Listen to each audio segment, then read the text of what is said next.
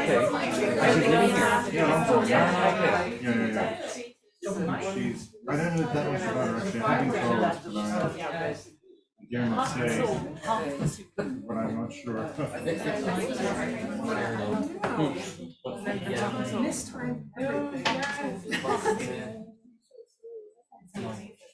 Okay, did you get the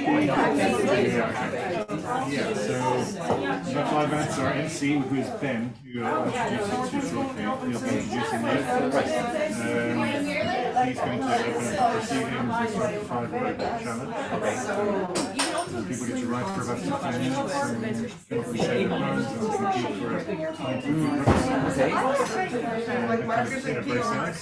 They'll break it and change these announcements and it'll be bracing yourself. Okay. That's how he has it for now, unless you prefer the other way around. I think that's how it is. Okay. That's great, and then the open mic session. We go around the corner for a glass of wine.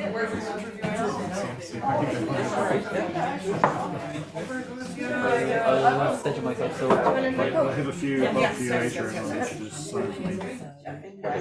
Alright, see you in a bit. Do you need fresh glass with ice? Just the bottle. Just the bottle. Yeah. I'm so excited. You have a sign here. This has been my spot every time I come over here. She's already done yours. I just put my face in front of the camera. I was there my first time.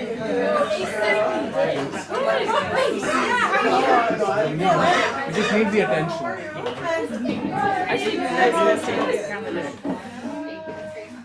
There's one there, one there. There's two.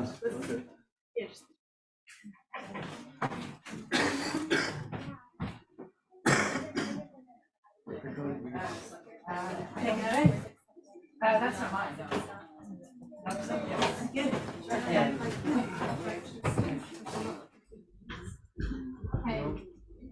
that's so cool.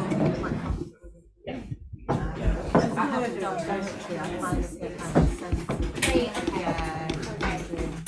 I always felt sad that I didn't want to do I'm one of those people where I was like, I think every course I'm good for it. And they were like, no.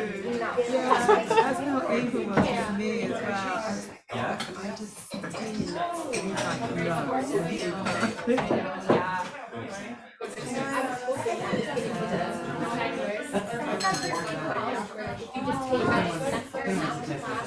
I'll take it.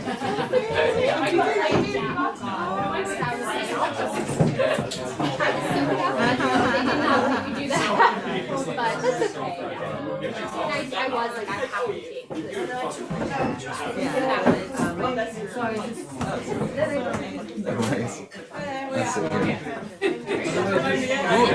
That's it.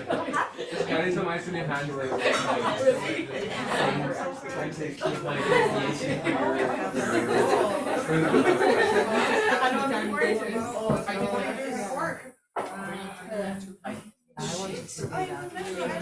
don't know if I'm doing that.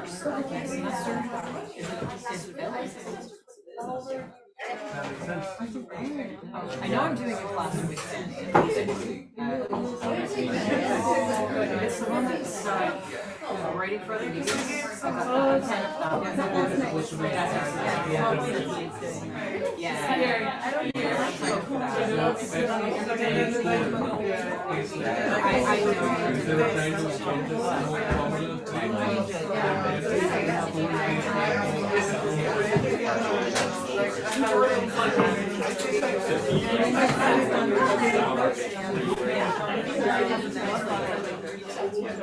This is prime for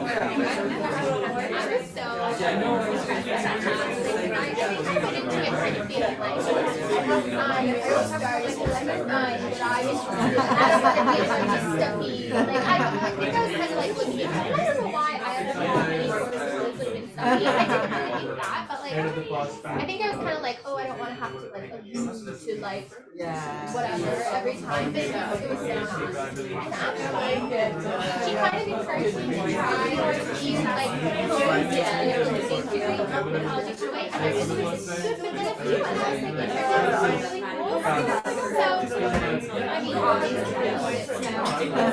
one fan.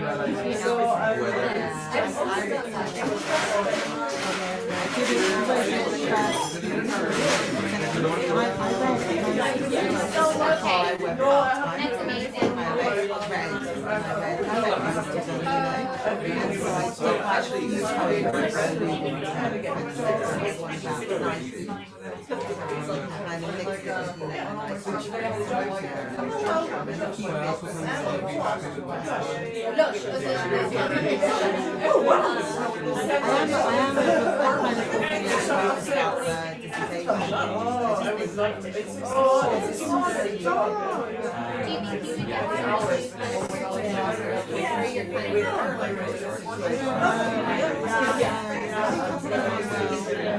I've got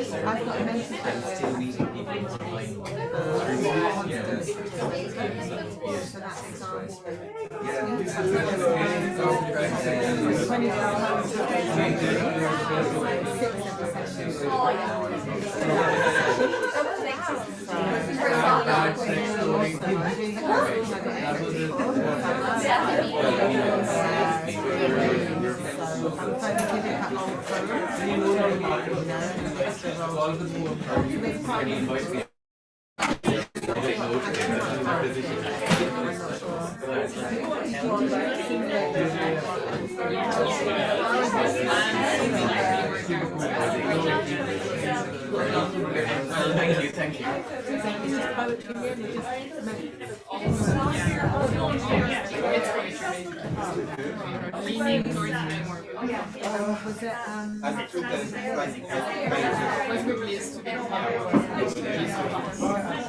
Going back to it on Wednesday.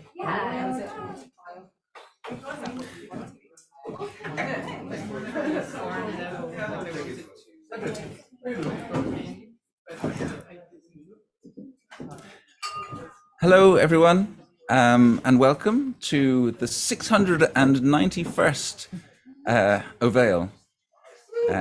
Woo!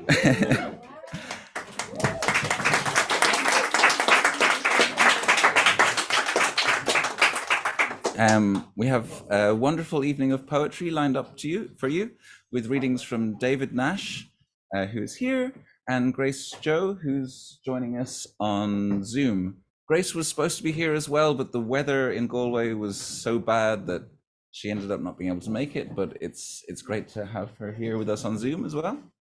But before our guest poets, we will start the evening with the 5-word challenge. For anyone who is new to the event, the 5-word challenge is a writing challenge that works by the room suggests 5 words, so it's open to the room. You shout out a word. Once we've gathered 5 words, you then have 15-20 minutes to write a poem incorporating all of those words, and then you'll have a chance to read them on the mic. And the poem that gets the biggest reaction, which could be applause, laughter, intakes of breath, but just the biggest reactional round will win a couple of books from the selection here and a free drink from the bar. So without further ado, we might open it to the room and also to Zoom. So words can also be suggested online on Zoom. Ricochet. We've got a strange one from Jeff. Mucklocks. Can we have rain? Say that again. Sure.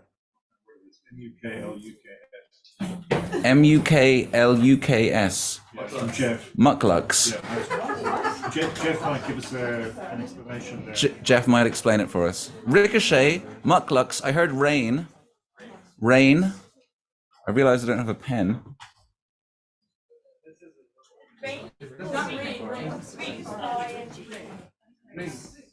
Rain. Rain, ricochet, mucklocks.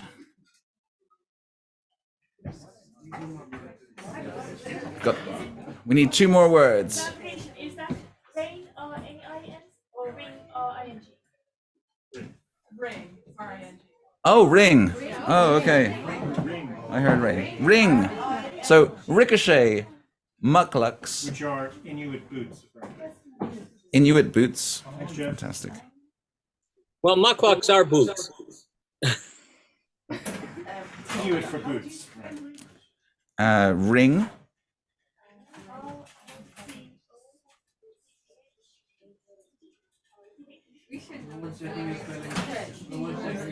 Are we waiting for words, John? we're waiting for 2 words, 2 more words.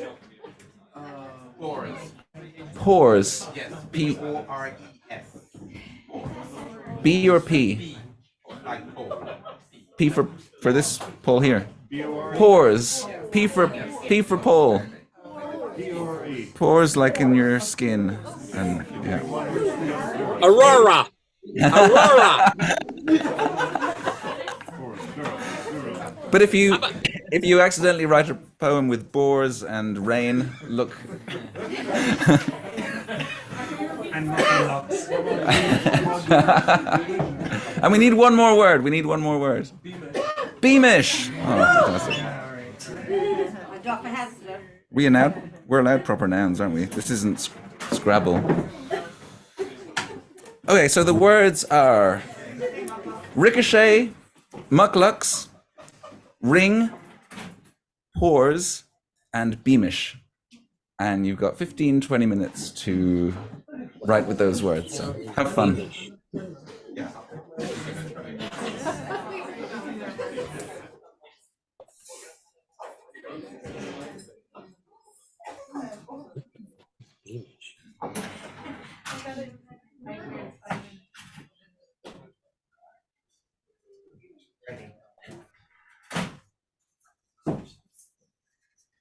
Have another pen.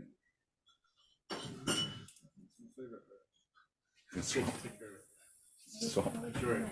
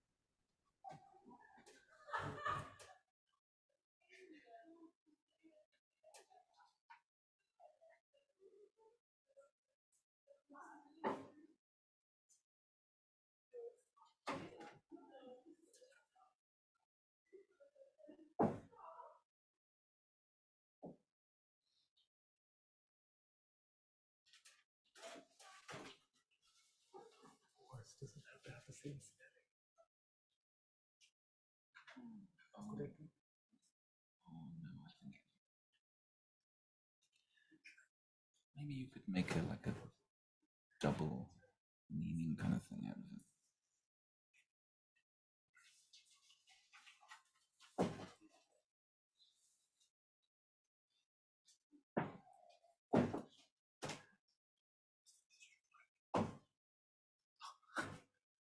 Caught on there.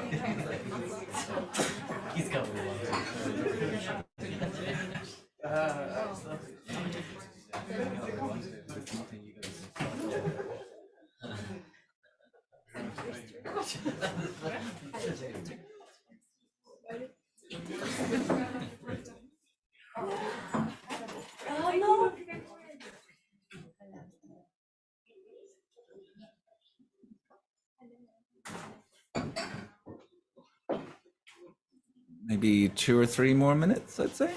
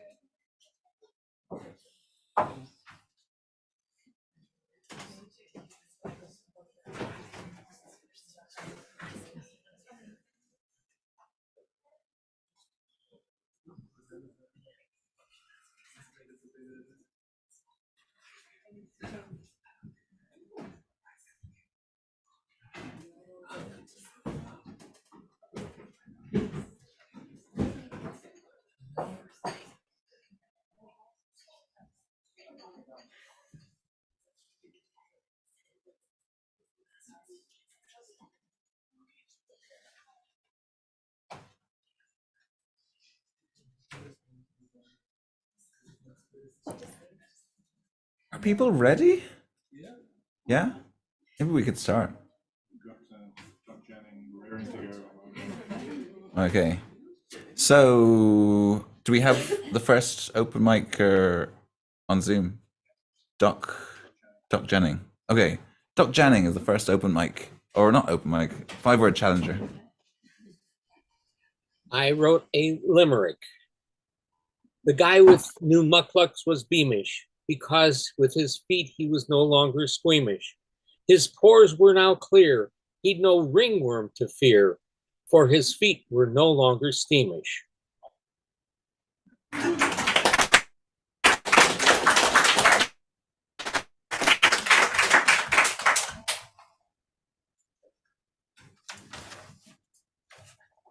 Okay, I forgot to say as well, when you come up, just if I don't know your name, just give me your name before you read. So next for the 5-word challenge, maybe someone from the room? Is anyone ready? Yeah.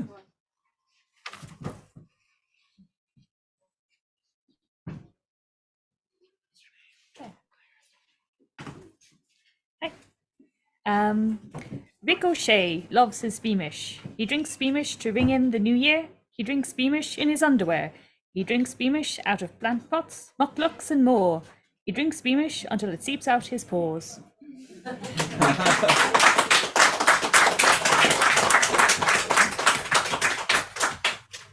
Thank you, Claire. Okay, we have Jeff from Zoom.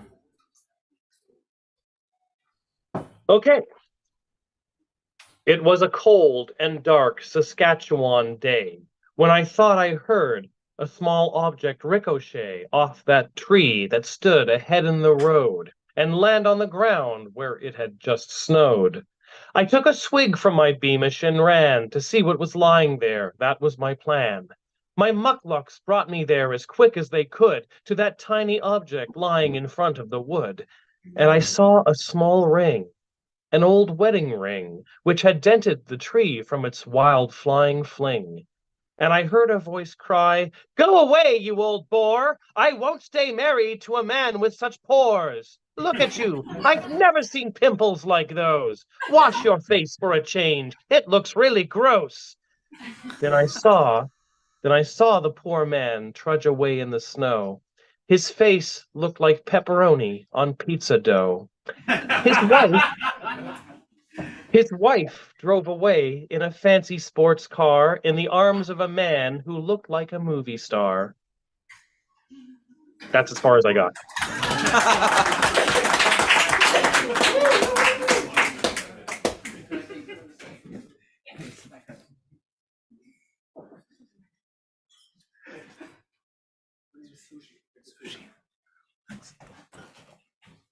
For anyone who didn't hear that, my name is Sushi, like the food. This is a dark story, so please stay with me. This is when my mind starts racing. It was running circles in my mind. What would rhyme with ricochet? So I decided to call my pal Ricochet, brother of Patrick O'Shea. They lived in Bombay. Now Patrick was a poet. He was down on his luck. Died when he got hit by a truck carrying muckluck. Rick tried to rhyme as well as he could, but in all honesty, his poems suck. He had troubles rhyming bigger words, but once you pour him a Beamish, oh, he could rhyme every bloody time. Not too well anymore since he started AA. So when I asked him the same question, he didn't know what to say. What rhymes with ricochet? Sweat starts pouring down my every pore. God damn it, I need to know. So I exclaim on my phone, Ricochet. What rhymes with ricochet?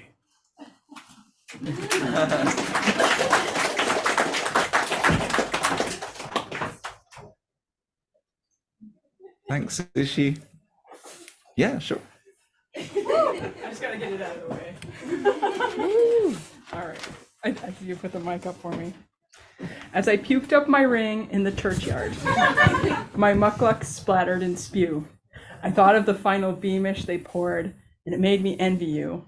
And all your stupid restrained ways ricocheting inside my skull, your tawdry fancies and fried up phrases about being straight edge. I hate you and your tap water and veganism and your dirt. Take back your goddamn mucklucks, now covered in stomach squirt.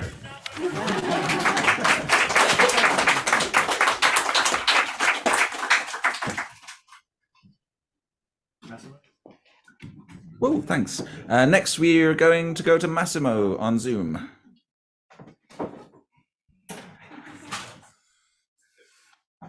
Hey, always an honor to be here.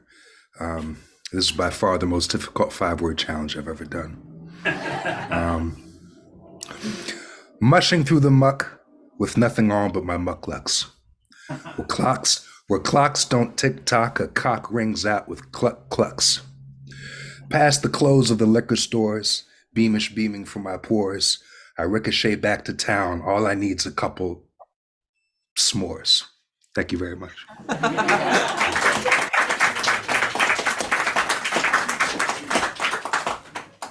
Thanks, Massimo. Yeah, Cedric, yeah.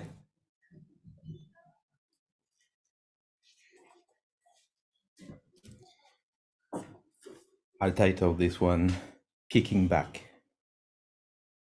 Off the tap, up from the depth of the glass, I wait for the head to form so.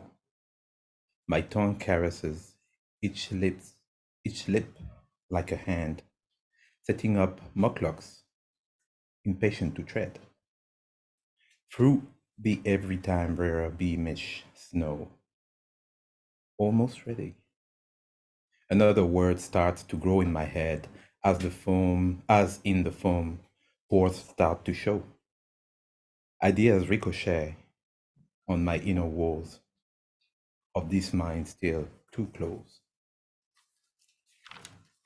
There it is, a labia in support, the other shovel in the mossy cream, and the tongue tastes in.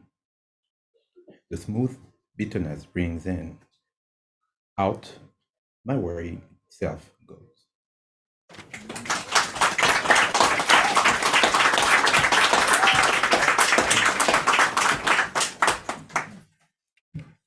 Thanks, Cedric. Anyone else on Zoom? No. Oh, it's Sue Blue. Hello. I couldn't find a title yet. Black as the night, an upside down pint of Beamish. The snow blankets the mountains around us. Our campfire casting a tiny spot of light into the darkness of the hills. We sit sweating under bare skins, our mucklocks pulled under to cushion the cold. As stories begin to break from our pores, drip from our tongues, add their flames to the fire. Poems, tales, and songs going round in the ring of friendship that circles the hearth. Black is the night above our heads, white the snow cover around us, and our laughter ricochets in echoes, beaming a spot of hope into the mountains.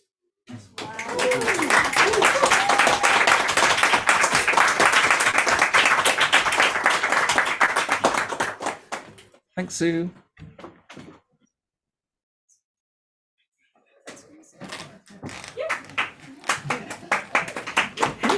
What's your name? Sorry.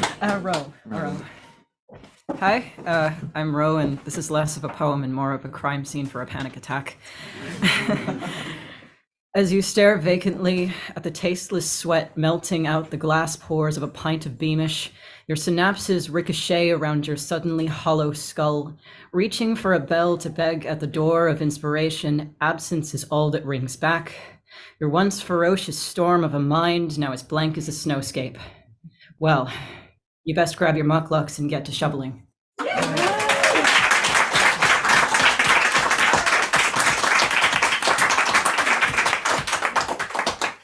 Thanks, Ro. Philip Spillane.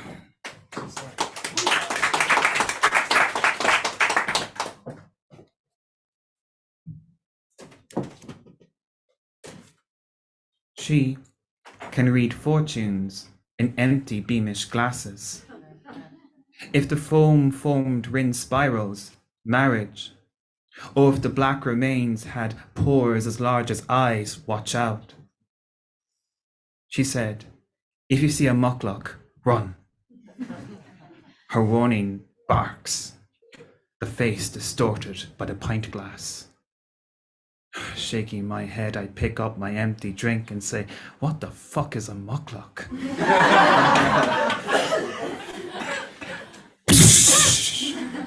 The glass ricochets in my right hand. I spat, I drump, I yelp, I swore. and I swear I heard a mucklock laugh.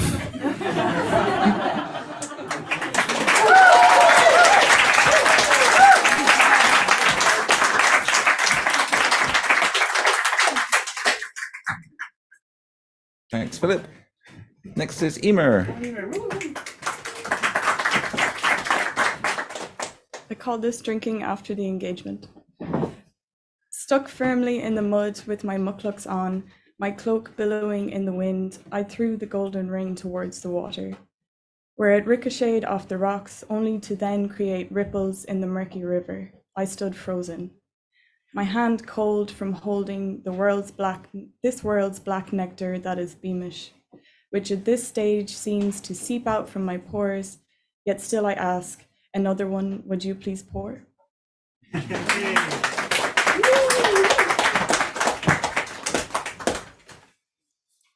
Thanks, Emer. All right.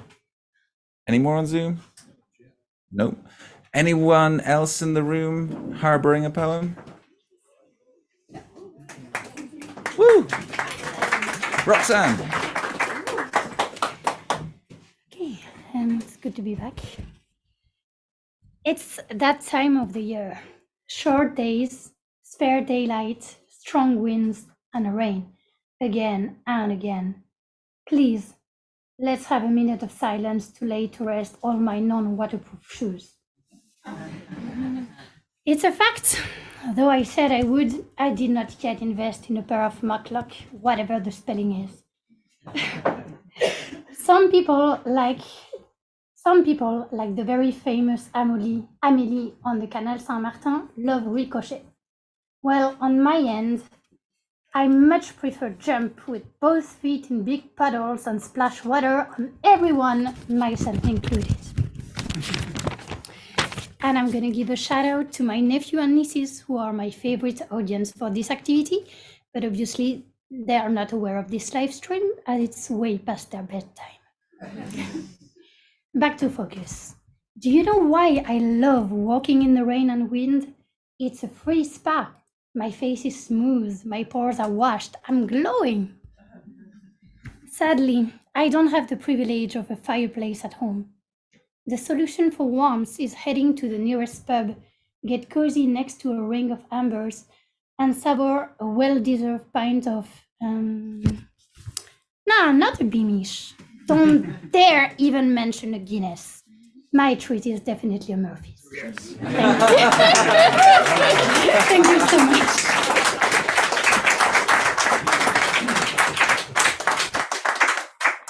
Thanks, Roxanne.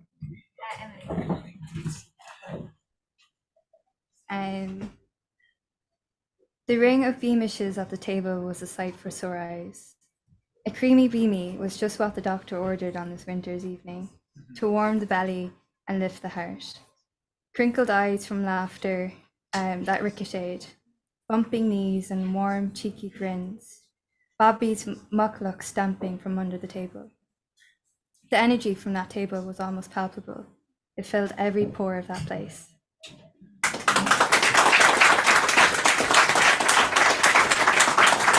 Thanks, Emily.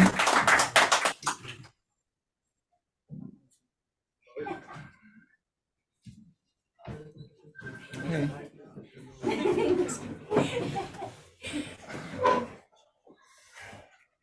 The ring of the gig ricocheting around my skull.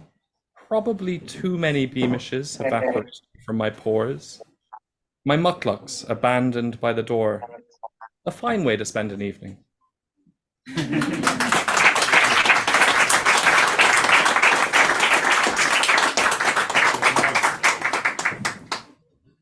Oh, we have one on Zoom.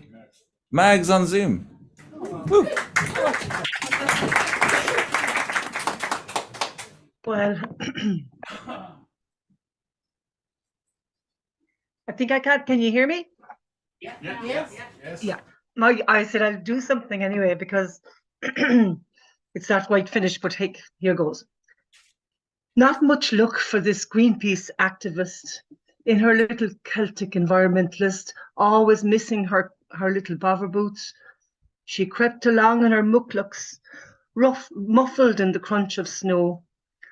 Arctic nights in the endless tundra, wrapped in reindeer pelt as she crept. She has to break out tonight. She's bored out of her tree in that station. A totem pole finally slices the winter magenta sky.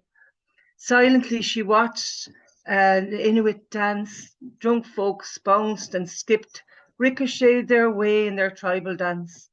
Oh God, she says, I miss Ricochet. I can barely pick him up with the indigenous broadcasts, pick him up on the world radio. God used to break the endless boredom in my isolation station. And she pored over her emission readings in her Arctic island.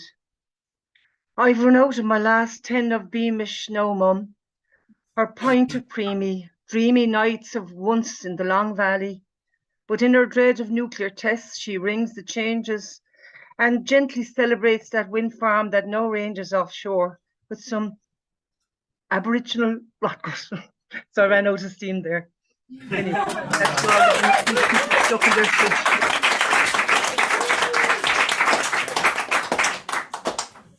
Thank you, Mags.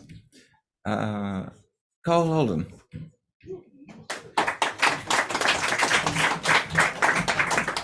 Yo, this is a bizarre one, I gotta say. And sorry for the language, just know that it could have been much, much worse. It's called Death and Zenbenders. It's payday. I'm the dump truck. Muckluck's filled right the fuck up with Beamish, Murphys, and PCP. I've sealed in the sealskin with Jägermeister and posh French grease. Yes, we're on the town tonight, boys. Gonna bore more boreholes and hole boring boreholders in heat. And I could eat a borehole, I could eat a borehole through a whole bore. But no more whole whores are running so hot I could piss clean through the street. Dirty words ring through the mine shaft, reverberate off the machinery, ricochet off the candelabra, frightening the pine martens. They come in for the bats, don't you know? It's been a long, sweaty day in the costume jewellery mine. This ain't no perfumery sunshine, so pick your pint glass up by its bootstraps and sing me no sorrows, 'cause all of us, everyone, will be long gone tomorrow. Thank you.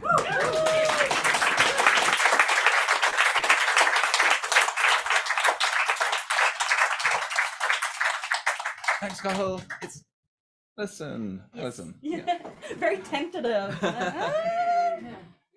Yeah.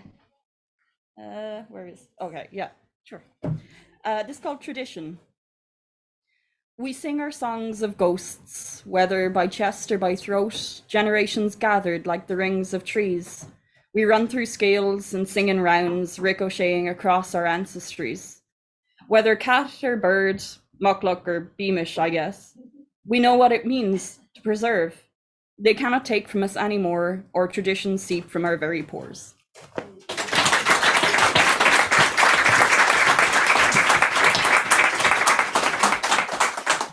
Thanks, Alison. Isha. Isha.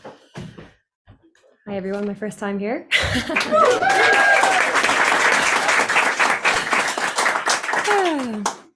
I ricocheted down the aisle of my life. The ring in my left ear left me feeling lost amidst the desert of my existence. Recalling the times I laughed out loud, a pint of Beamish on the bar in front of me, calling me out of my reverie. My feet cold. I dress myself up in layers of love, mucklucks miracling their way onto my feet. My path ahead now clear. Poor me bores into me, no more, no more.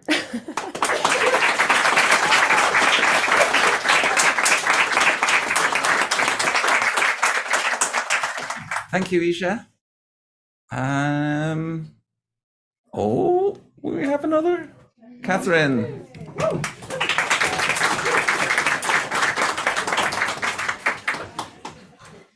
This is called A New Kind of Heaven. My love is coming at you like a ricochet, stuttering out of a lonely, lazy revolver.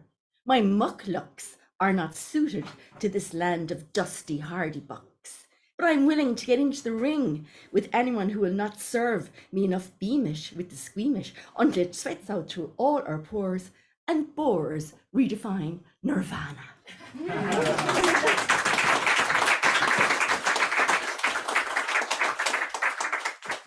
Thanks, Catherine. Any more? Ooh, we have another one.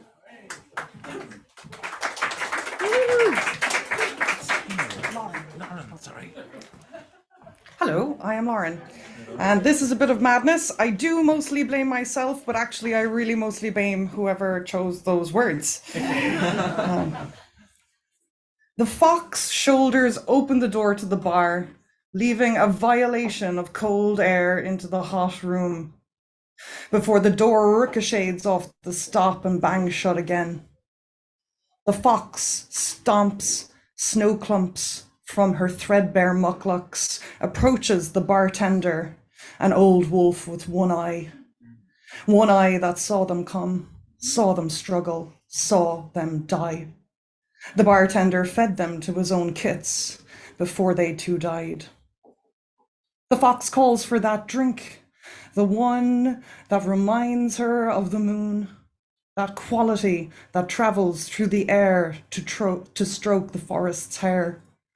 Beamish, offers a badger, dressed in a woolen three-piece suit, sitting on a stool at the bar. The badger pushes his glasses up his snout. Beamish, he repeats, and the fox nods. The wolf pours a whiskey neat, his sole eye screaming what he thinks of stout. The fox takes the glass, nods to the badger, downs the golden juice in one. 13 o'clock rings out from a featherless owl perched on a brass sconce, and a kindness of young crows by the fire squeal.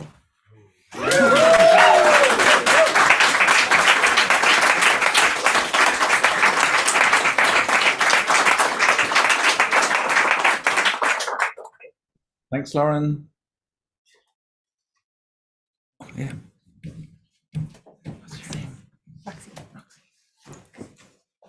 I can't write long ones for 15 minutes. That's too short, and they're hard words. So this is a simple one now.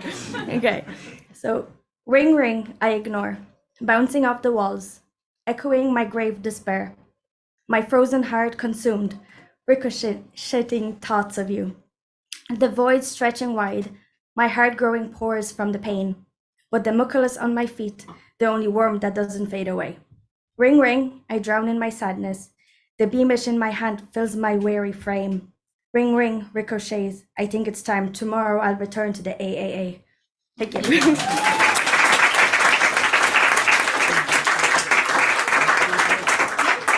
Thanks, Roxy. Okay, we have Tomas O'Rourke from Zoom. Hi everyone. I haven't got a title for this one yet. We think he has done it. Slayed the Jabberwock, putting an end to endless games. But it is just a story about a nameless Beamish boy. However joyous, the dragon's death lacks the ring of truth. Recounting our tales, we nurse ice-cold beads of water as if they are born of the black stuff inside the glass, oozing through the pores. One word ricochets another, calling memories both fabled and fantastic to mind and mouth, padding softly like mucklucks on snow.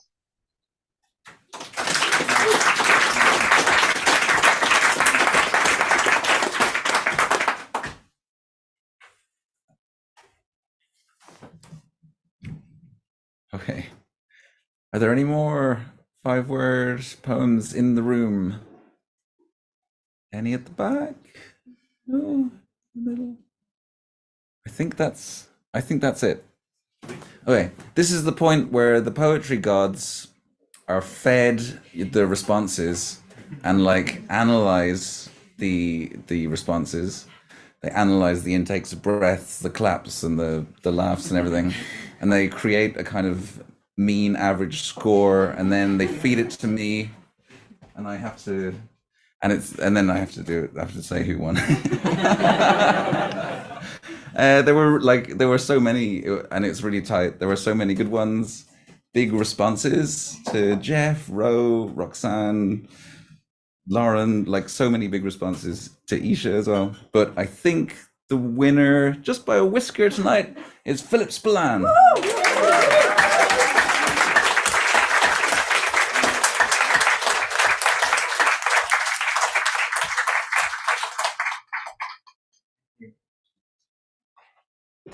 muckluck interfered, and now I can't find the poem.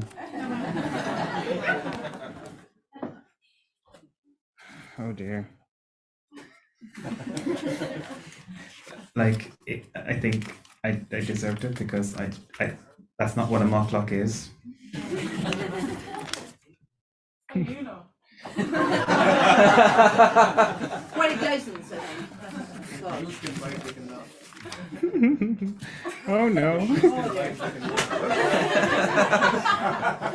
I'll see if it's in here. Oh dear.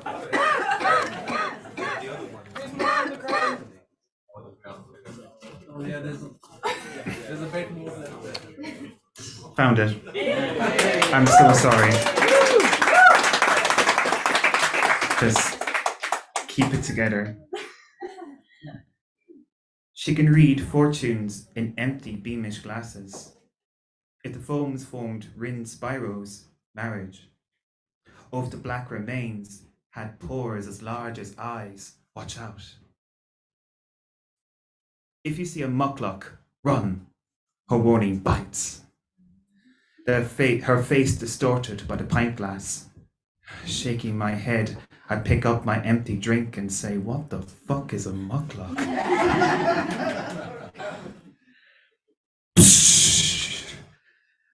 My glass ricochets in my right hand. I spat, I jumped, I yelped, I swore. And then I swore I heard a muckluck cackle. Thank you very much.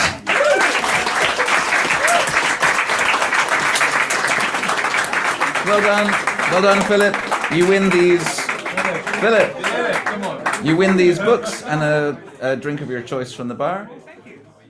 I was gonna say as well, like the word ricochet is forever changed for me.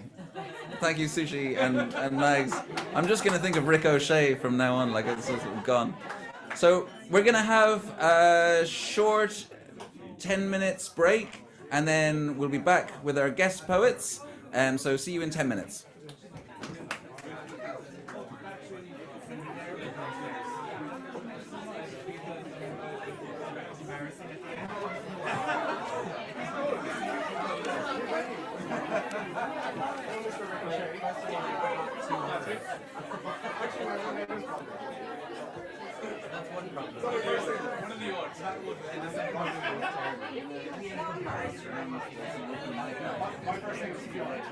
My middle name is Patrick.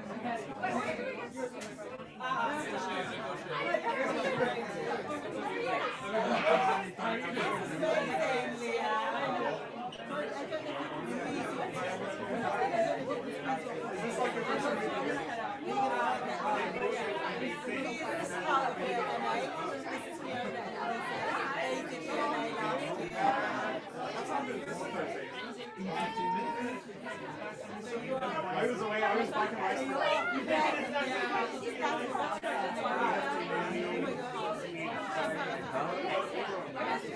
Yeah. Keep it short, right? Keep it short, right? Yeah. Yeah. Now go to the bathroom quickly and keep it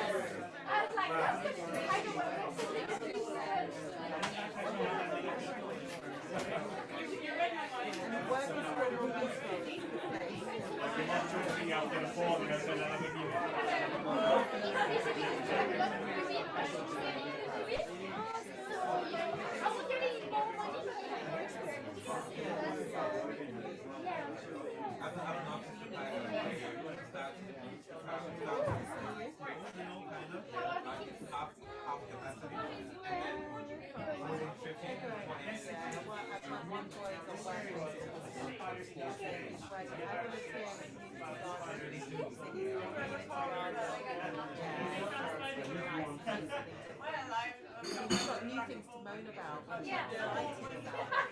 I guess they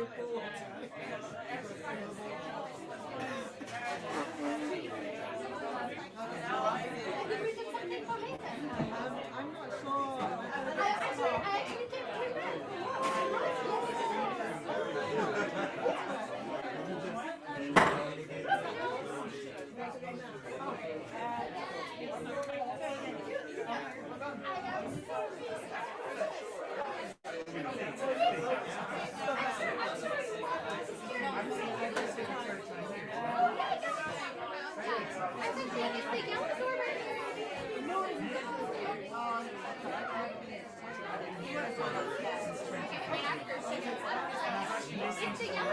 can't myself reading not too long ago, and I just, every time I came up, I was just cringing, going, oh.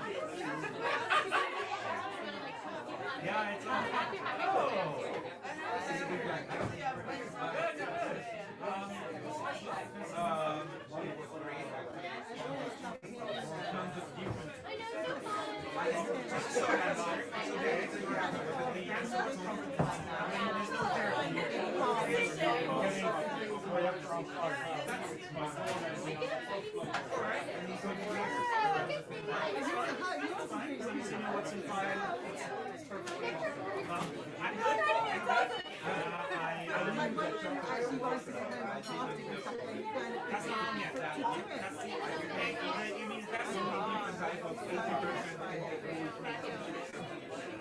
the Winter Warmer. That's on this one. 24 or 26. Yeah. My course is kind of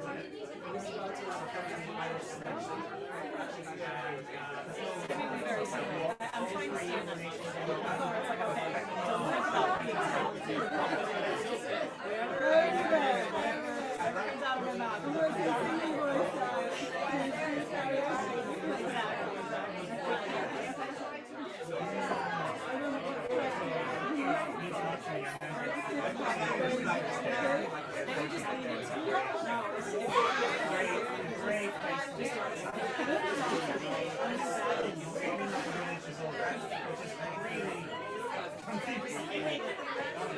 Yeah, it's still warm about 3 months. Yeah, it's a very wholesome.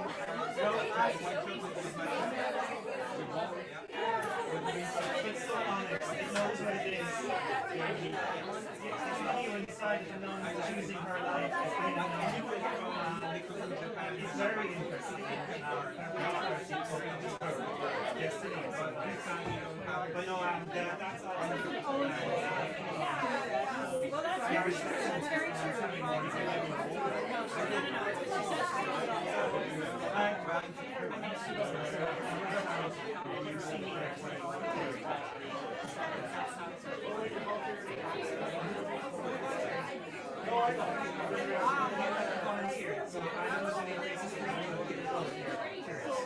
It's all very useful stuff.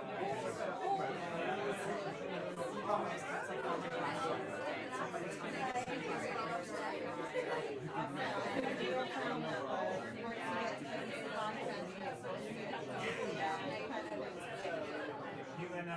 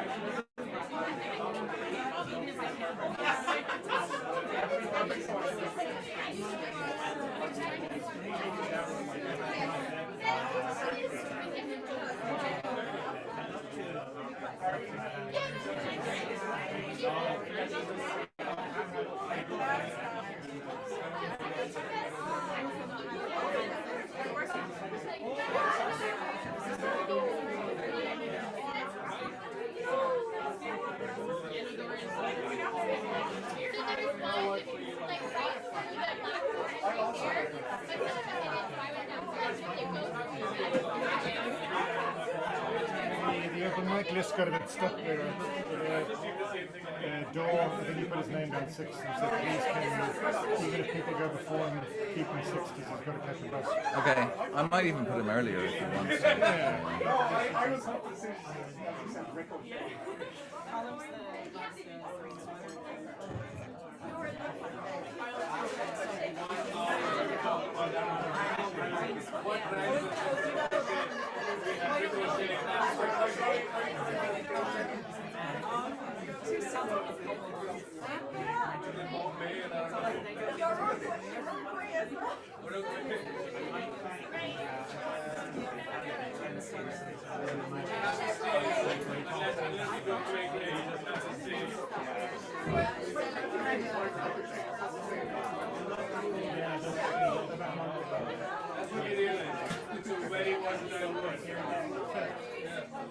That's the best one.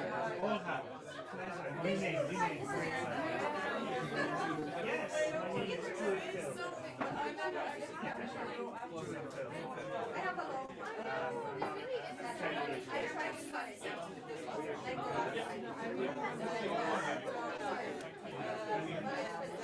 gonna go and see if I can find the list because I need that for the announcements.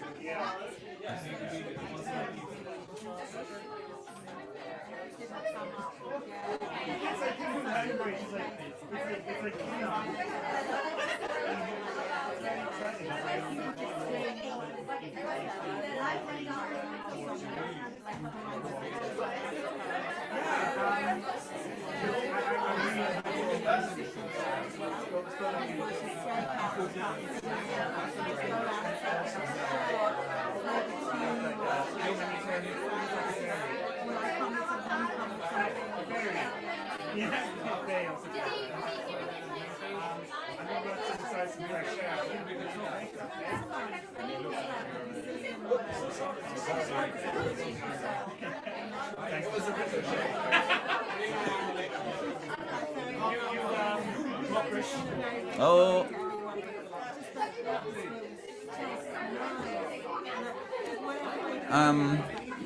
Okay, welcome back. Welcome back, everyone.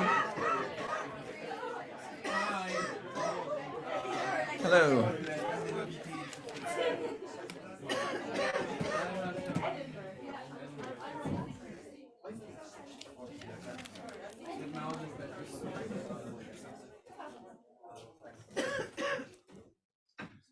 Okay, welcome back. I'm aware that the open mic list was still in circulation and some people haven't had a chance to write on it yet, but I'll circulate it again in the next break, so don't worry, you'll have a chance to put your name down. Before I welcome David Nash and Grace Zhou to do their readings, I might just make a few announcements. So the first announcement is quite a sad announcement. Many of us who go to Ovale will know Mary O'Connell very well, and Mary O'Connell passed away peacefully in the early morning. Mary was a brilliant poet, so warm, so funny, so sharp, always with a glint in her eye, really quick wit, and had a strong sense of justice as well. So we're all thinking of Mary, and for anyone who knew her, she's reposing at the Mayfield Funeral Home on the Old Yule Road on Friday, November 17th from 5 to 6 p.m. There's a Requiem Mass at 10 a.m. on Saturday in the Church of the Annunciation in Blackpool. And the funeral afterwards is in St. Patrick's Cemetery in Nuhaville in Cork. So yeah, our thoughts are with Mary's family, and we're just thinking of Mary. So.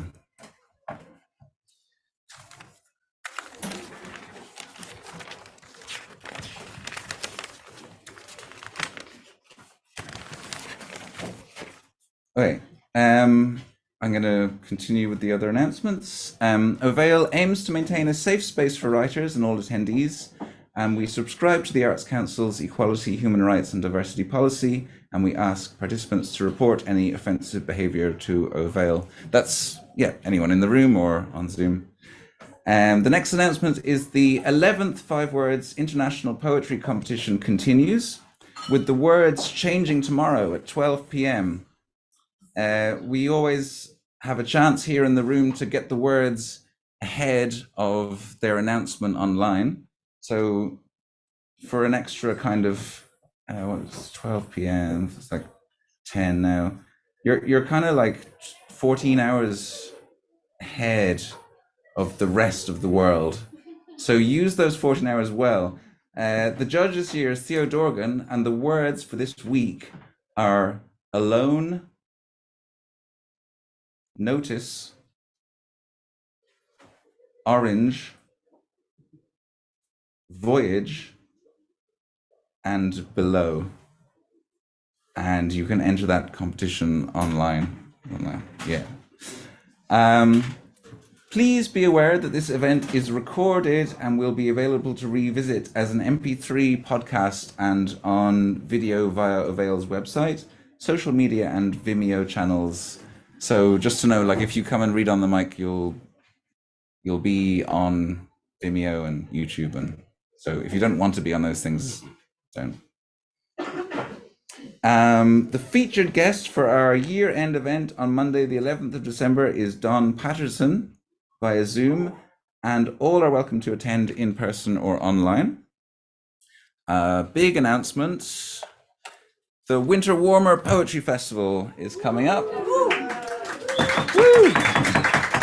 It's the 11th Winter Warmer Poetry Festival, which is a fantastic weekend of words and performance. It's in Nanonagel Place over 3 days from Friday the 24th of November till Sunday the 26th.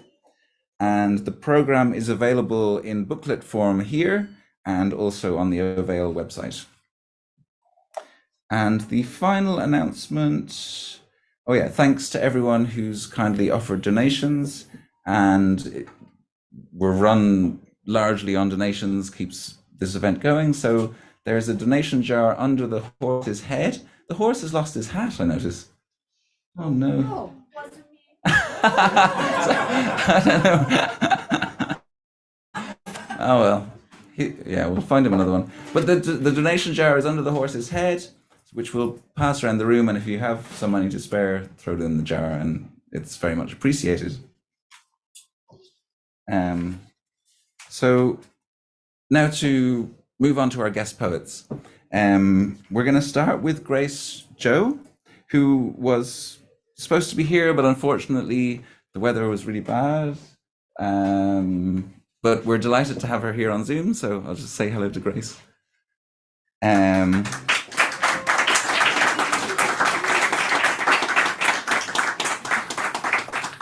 Grace Zhou is a poet and a cultural anthropologist. Her debut chapbook, Soil Called a Country, was selected for Newfound's 2023 Emerging Poets Chapbook Series. Her poems appear in The Stinging Fly, Southward, Narrative Magazine, Ninth Letter, Longleaf Review, and elsewhere. Her research and writing have been supported by the Irish Research Council, National Science Foundation USA, and many other organizations. She was a finalist for Black Warrior Review's 2022 Poetry Contest, which was judged by Diane Seuss and has been nominated for Best of the Net. She received her PhD from Stanford University and is currently a Government of Ireland postdoctoral fellow. She resides in Galway with her family, where she serves as an editor for Otherwise magazine and a reader for Tinderbox Poetry. Really looking forward to hearing you reading, Grace. So thank you. And we'll hand it over to Grace Zhou.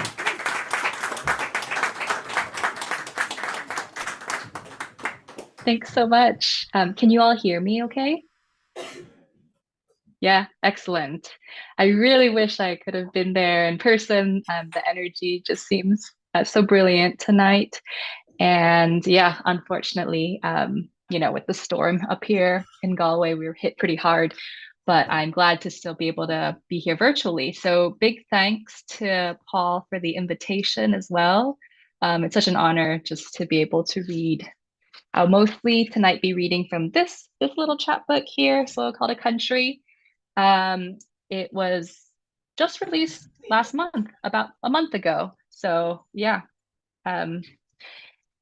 it's just to give a little bit of an introduction. This poetry book is based mostly in the location of it was written in the American West in California, where I lived for many years.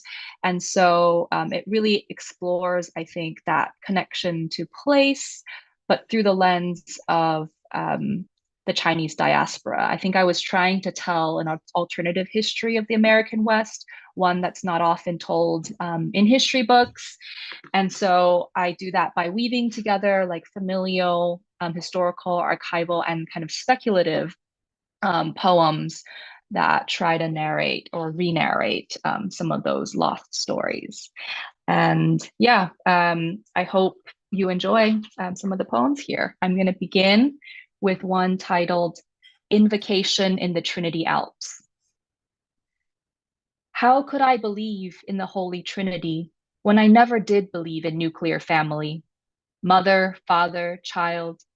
Even God in his youth had two fathers, a too young mother and three sage elders who crossed unlit lands by night. Did they smuggle their spiced and strong-scented gifts through customs too? When one salty passage stripped life down to three ventricles, Mama, Baba, me, we folded the past like a secret inheritance, though we had no family heirlooms, no prized possessions, just the gnawing of ghosts, ox boys with ears pressed to schoolroom walls, opium eaters and their smoke dreams, their pawn books, nameless daughters with vats of dark brine. They too hankered for our future, with the persistence of those who make feasts from vine and cloven hooves, blood of waterfowl and roots dug from hillsides. Of course they withstood the journey, though we imagined them too heavy with history to fly. When we unpacked our bags on an island called paradise, out with the knotted socks and shirts tumbled their little hopes and jealousies, their rage and fevered silences. So we swallowed them. Now we feed our bellies to keep the spirits full.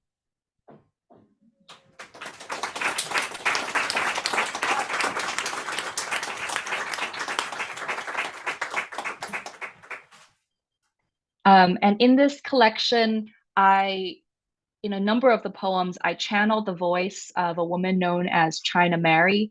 She was someone that I encountered on a road trip when I was in Arizona. And she seemed like a really colorful figure. She was sort of, she sort of ran this town in the south of Arizona near the Mexico border. And what was unique about her was that she was buried in Arizona, where the bones of many Chinese immigrants in this era, which was like in the late 1800s, would have been sent back to China. And so I was really intrigued by her. I started trying to look her up, and there was very little information.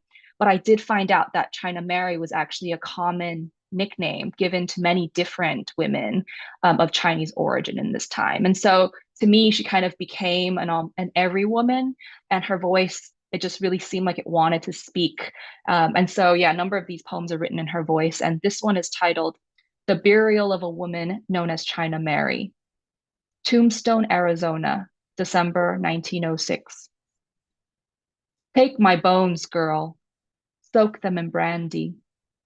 When they gleam like the pearled vertebrae of some native creature, coyote or her patient prey, wrap me in a fine silk brocade, the color of our secret moon, of mutton fat jade nursing at my wrists, of these side sleeper hills at dawn, hills so close we might run and be free in them. Once I offered pieces of myself to every man, my hands, my coins, my words. I traded my name for honor, and they called me Mary, like their placid goddess. Was she not matriarch to whores and wanted men too? Now flesh scrubbed bare, I let this land claim me, this land that has stripped me down to my convictions. So, plant me deep, girl, to feed my 1,000 sons and daughters. Root me here and here and here into this hard dirt between the ocotillo and creosote. When I burst into crop, gather my bounty.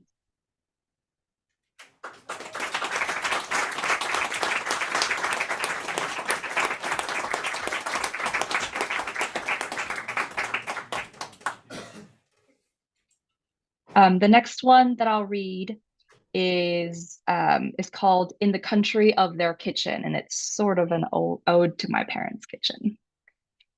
So, in the country of their kitchen, it's not the eating, but the cooking, not the task, but the choreography, not so much elegant as furious, for the country of my parents' kitchen is full of strife.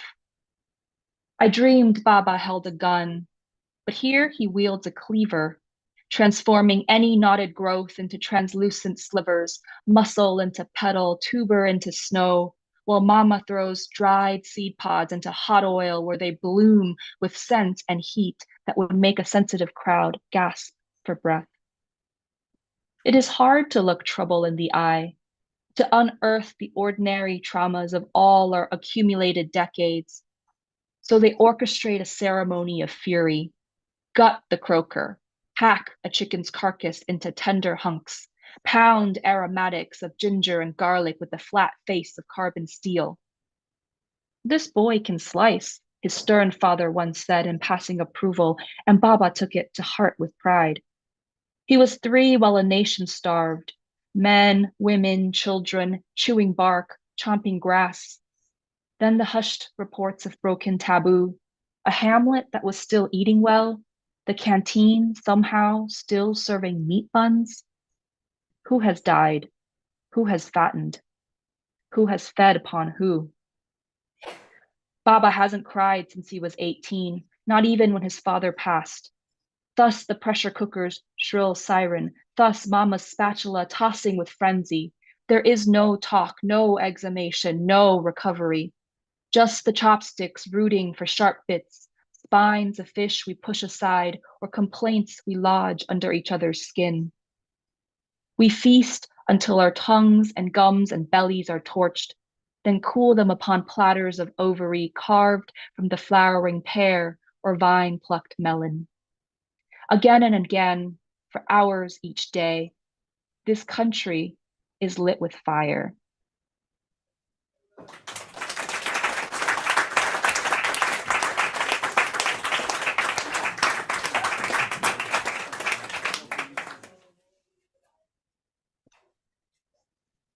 So I grew up in Hawaii, beautiful island called Paradise, as I said in Invocation, the first poem. And so this poem kind of goes back to that place and to my childhood. And it's also a botanical epistle. So this collection also has a number of letters essentially written to plants as a way of kind of excavating histories of, in some poems of violence, but here of tenderness that maybe don't get unfolded in other ways, right? So I'm interested in this kind of rooting into landscape of our histories. And so these botanical epistles sort of became a way of doing that. And this one is titled Owaiawi, and Waiawi is the mountain guava.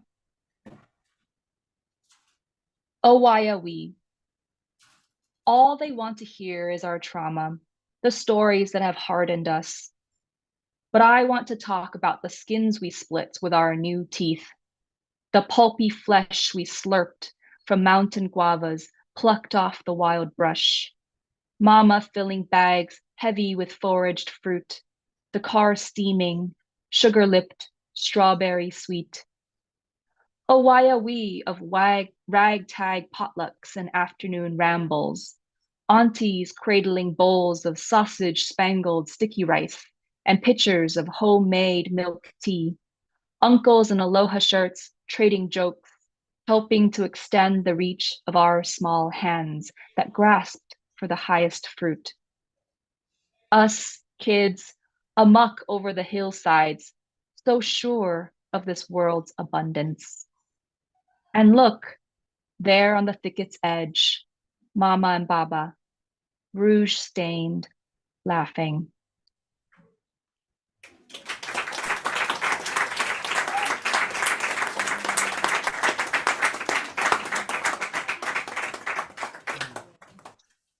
I'm gonna just read 3 more poems, and these are not in the chat book, but they're, I guess newer poems, and maybe they will go into another collection that might be in the works.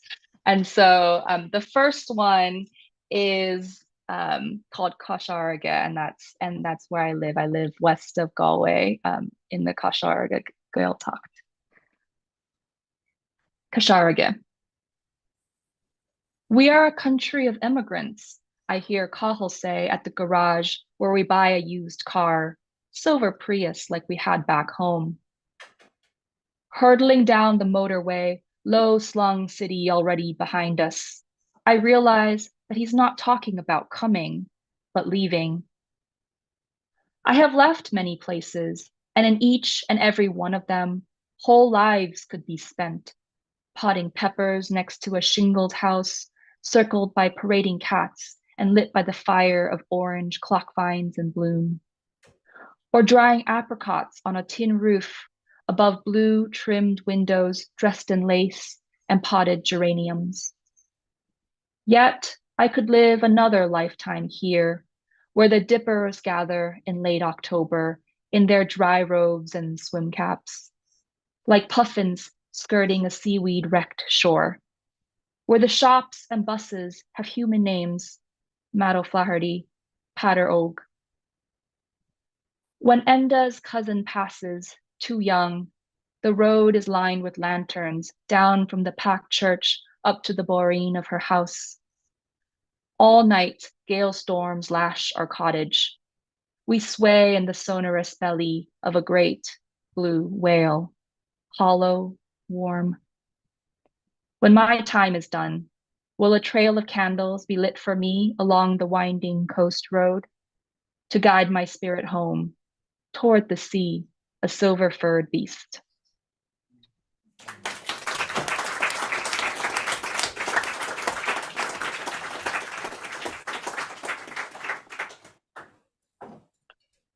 And the second to last poem I'll read here is called Hibernal Lessons. It was written, I think, during a bit of a difficult time, and I was trying to feel my way through a lot that was going on, including having a newborn and you know what the future might hold.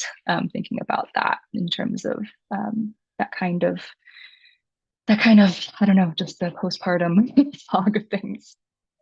So it's called Hibernal Lessons. The blackthorns are heavy with fruit this time of year, which according to the old sayings is sure sign of a hard winter ahead. What do I know of hard winters or their auguries? In the dimming of last September, in a city where we were passing strangers, ladybugs nudged their way through our sealed windows before the freeze. We eased them back out with cupped hands, believing somehow this was an act of mercy. I want you to know there is such a thing as mercy, but I look down and see my fingernails overgrown and brittle. Somewhere down an alley is a lone car on ice, wheels in motionless spin. In my darkest hours, I don't believe in respite, just the long gun barrel of time. 1,000 years bracing against parched winds, and the ancient bristle cones of Death Valley are gone too. Blame a man-made drought and beetles riding the global supply chain, but I don't want to be needle-leafed, heartwood so tightly wound just to live for millennia. I want to go from flourish to flourish, so that even in December, the birds may feast.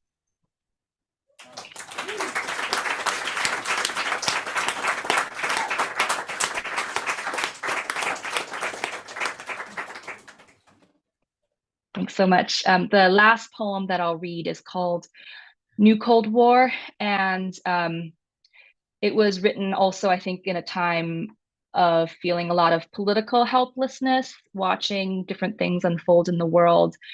And it is a feeling that I think echoes today, you know, every day, every year. But it very much, you know, I very much grapple a lot in my poetry and in my academic work with what it means to be an immigrant in a settler colonial nation. And I write a lot about settler colonialism across different contexts in, you know, Xinjiang, which is part of Central Asia that's controlled by China. And I think these days we're all thinking a lot about what's happening in Gaza. And so I wanted to read this poem to kind of reflect on that. It's called New Cold War. Some days are stretched so taut, it feels like changing might break us.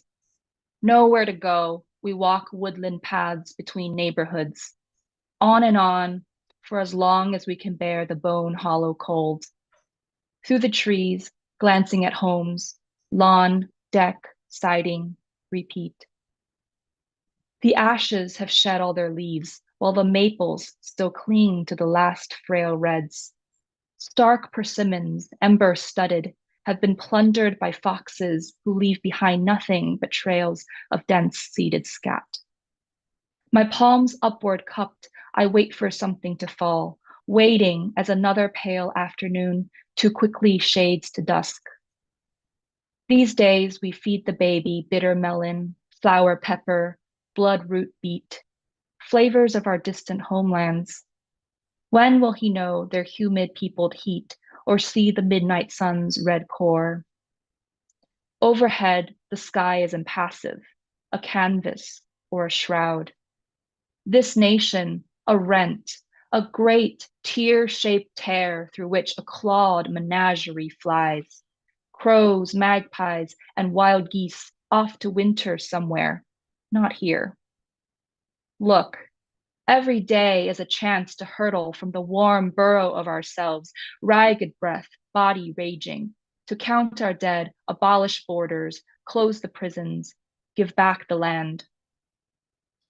There are no euphemisms for violence worth believing in this homeland or that.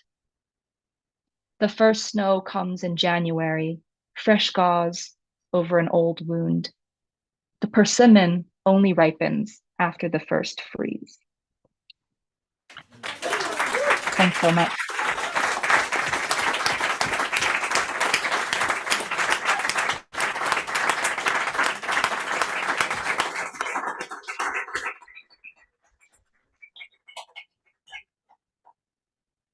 Thank you, Grace. That was so powerful and warm and tender and sensory. And thank you so much for your reading. So a big round of applause for Grace Zhou.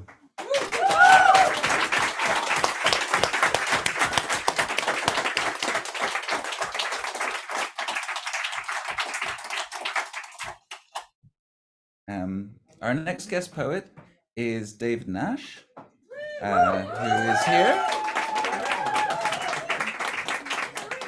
I told one of my friends David Nash was reading and I was emceeing, and she was like, can you get me a copy of David Nash's book? So his name goes before him for a reason. He's really good. He's born in County Cork. He lives between Ireland and Chile. David is a poet, writer, and translator. His first book of poems, The Islands of Chile, was published in 2022 with 14 poems. And his second book, No Man's Land, comes out in this month with Daedalus Press. Is it out yet, or? Oh. I think so. It's teetering on the brink of being out. It might be. He writes children's books in Spanish and is a columnist for Harper's Bazaar Korea, El Korea, and other publications. And he translates work from several languages. Everyone, please, a warm welcome for David Nash.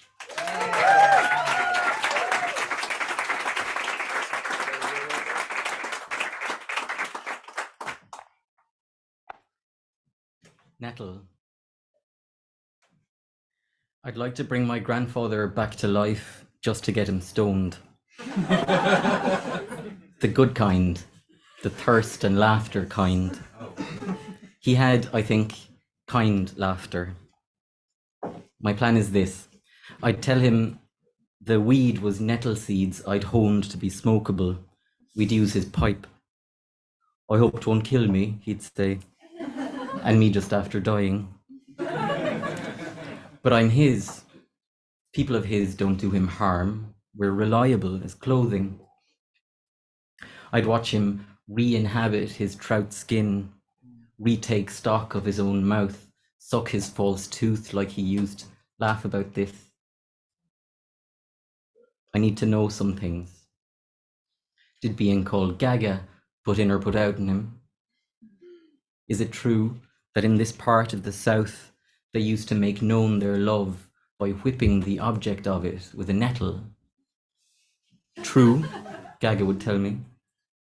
The grasping of the stinger is the pain that proved it. Here, he'd open out his big, bready hands and stroke out the lines where the leaves should settle. Gentleness won't work. It should be in your hand before it knows you've moved it. He'd fix his bloodshot eyes on Granny's mass card curling on the shelf. He'd tell me all of this. I wouldn't have to find out for myself.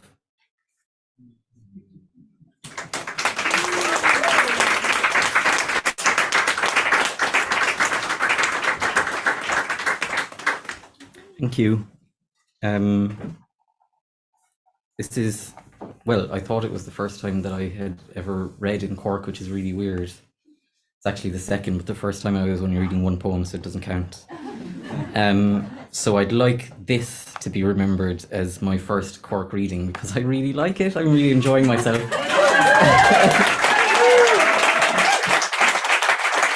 It's so cool. And I feel a little bit humbled and unworthy because of the stuff that was read earlier on. So cool. I'm coming again. Something a little longer. I know this evening's a lot of poetry, and I'm cognizant of everyone's attention spans, but it's good. So, on falling. Falling, first of all, is the natural state of things, not sideways progress or advance or rise. PowerPoints on grammar and marketing use horizontal arrows to show the way things go erroneously. And that image of life as a long slog trudge towards some eventual stage right is also wrong. The arrow should point down. And life is not theatre, it's sport, if falling were a sport. Steer your axis clockwise and you have it. Falling is how the bullet moves from chamber to barrel. It's the express fall of the bullet that tears a man down into meat and the tin can into a colander. Rugby referees yell, touch, crouch, pause, engage, and set the players to falling. And shoulders of ice in the Arctic ice floes fall in the same way, contesting every inch on the face, not the surface of what is there. The dog that drags you after scent is falling. To the wheelie suitcase, you are anchor, not chauffeur. St. Patrick's Day floats fall. So do earthworms after rain, which falls the truest. So do bowling balls, so did every road that ever led to Rome. Falling is the lot of rivers. This is not even to talk of gravity, although we must. Gravity is brought home to me today on Inishmore. The cliffs are all right angles, which somehow heightens everything. A high, indifferent sun, the Atlantic indifferent. Clints of limestone laid out neat as Tetris, and hot as a griddle under my thighs, my feet over the edge. I can't stop thinking about what it means to lose someone. Mothers, on hearing tough news that slump to the old loose lino, the most ordinary of movements. Only a foot or so from the sofa to the floor, the easiest foot ever fallen. I have fallen, and the sea is in on it, sawing at the cliff base to quicken the last drop. And it would be easy. The pixels of light below me are the smallest measurements of time and the largest measurements of number. They come and go, they don't agonize over it. A shower of gannets is knifing the sea. They'll go blind from this and don't mind. Ahead of me, a fishing boat is slipping into the fine slit of the horizon.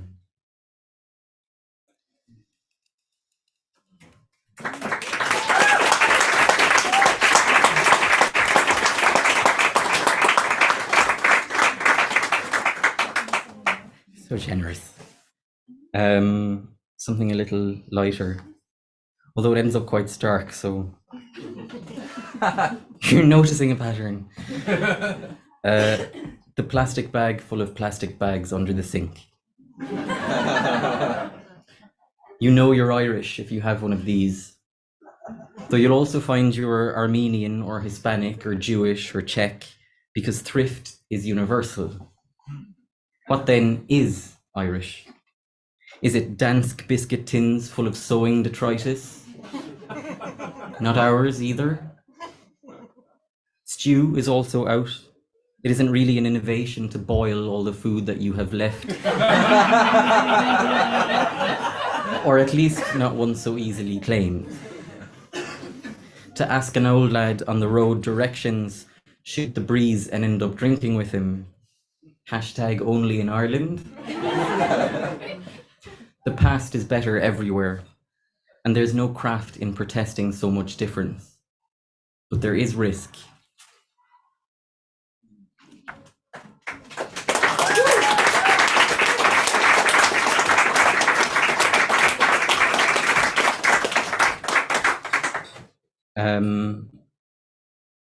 I spent every summer of my childhood on Achill Island off the coast of Mayo. In my Uncle John's house, we used to descend on him, all 7 of us, and he put up with us somehow. I should also explain that, well, not explain, I presume you guys know about bog butter. Just when people used to, or people still find butter perfectly preserved in bogs because of the chemical composition of bogs. Anyway, bog butter. Bog butter. Uncle John in his bachelor's plot, sometime in the 70s, slicing out turf enough to do him for the winter, a little extra maybe that he'd sell down in Pertine Harbour. His peat spade hits on a softness different from the normal softness. Bog butter in a slab, the imprint of muslin still on the telltale pale like sock elastic, had been lurking mute as a planet since the Bronze Age. Hauls his butter baby home, catches whiting to fry in a slick of it, mighty apparently, then donates what's left to the National Museum. The island, they tell him, is likely studded with hundreds of these, but actually to find one is like catching a balloon launched upwards from history. They put it in a glass box, museum lamplight, little placard explaining the discovery, though not the discoverer. At his shoulders, tourists and school groups, John, anonymous amongst them, and the great albino tuna that had swum into his life forever, mighty, so very briefly his, but once his.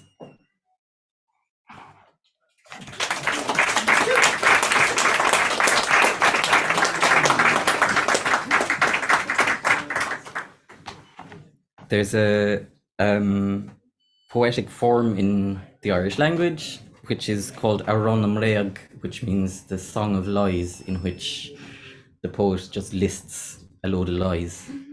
This is kind of my take on it. Aron Amreag, or The Grass is Blue, after Dolly Parton. Black is not the absence of colour, it is all colour in convergence.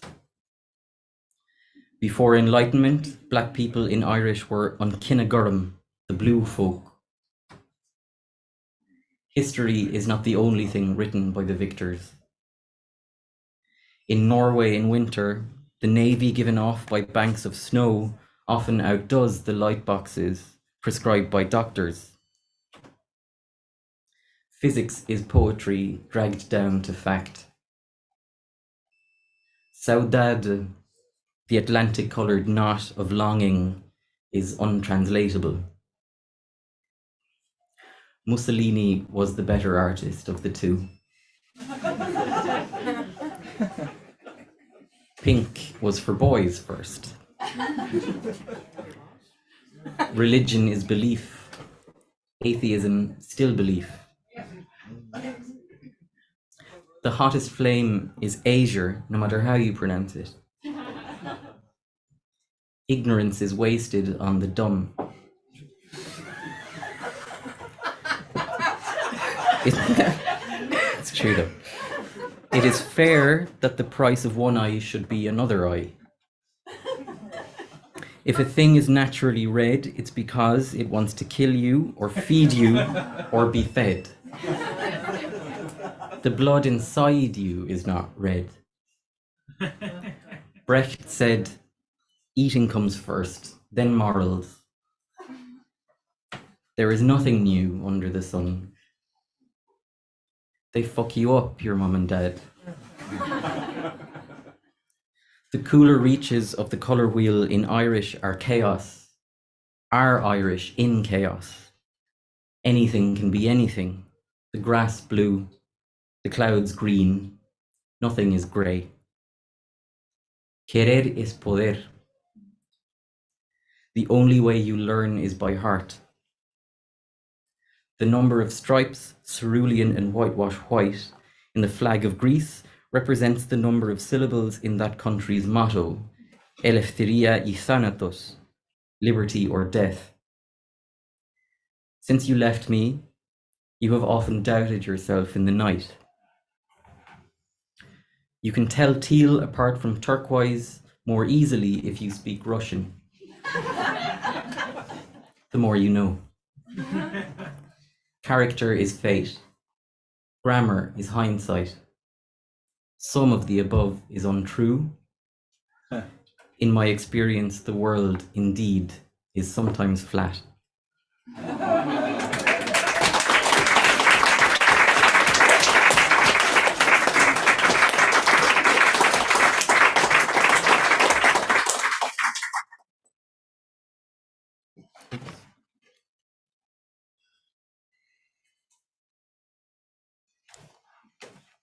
Not. Another culture might not have paid mind, but mine got caught. Oh, sorry, mine caught on or got caught and made the following of the blackthorn. Inventories of luck and unluck, line after line of instruction and warning. Knowledge not to know, but to perform here on the stage of the supernatural. Gauge of the work we put into winter. Hex, diuretic, summer's betrayal, easer of mastitis, therefore summoner of cream. Hedge queen, bread substitute, comedy to fairy folk, catastrophe to fell. What, might ask the hawthorn, might ask the blackthorn, has all this crap to do with me? I'm a tree. I suck the earth and cast off seeds as rent. If I should bend towards you, it doesn't mean you're meant for me or that in this there's meaning. Patriot, land love is a one-way street, and so is land anxiety. The eye of this wood is not its eye, it is its knot.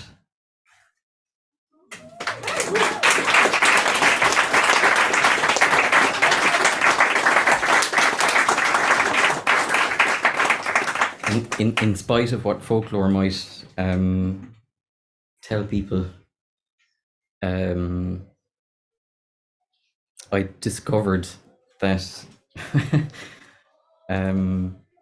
people have an awful graw for cutting down trees. It's a sin in folklore to cut a tree down.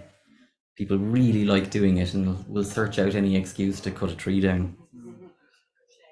Shame on them indeed. Synecdoche. The man from Omani's Tree Services Limited says that the only difference between himself and an arborist is softer hands and clout. He recommends felling to no one's surprise. For all we know, he's right. Filling his boots with mom's brown bread, though I find his further grounds overkill. Comes a storm, says he, this Kool-Aid Cassandra. Comes a storm and it's through your windshield you'll find it, or through your eye, God forbid. And then the master stroke, or through some young thing. That settles it for mom. June that same year and the grasshoppers are all saying heat. I emerge from the dead still lake in a film of scum and water striders to the far off wasping of a chainsaw and march home towards it. I'm in time for the fall, the tree genuflecting to its own expiry, and the leading lady's swoon of the leaves on the ground, like all its life's breath had arrived at once. We stand over what's left, a halo of sawdust around what looks from above like a map of a city.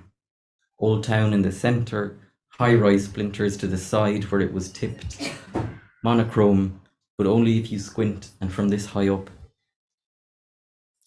Zoom out further, and in a time before cities, there was real fatalism, and risk was an afterthought, quotidian. If something killed you, it killed you. There would be other lives.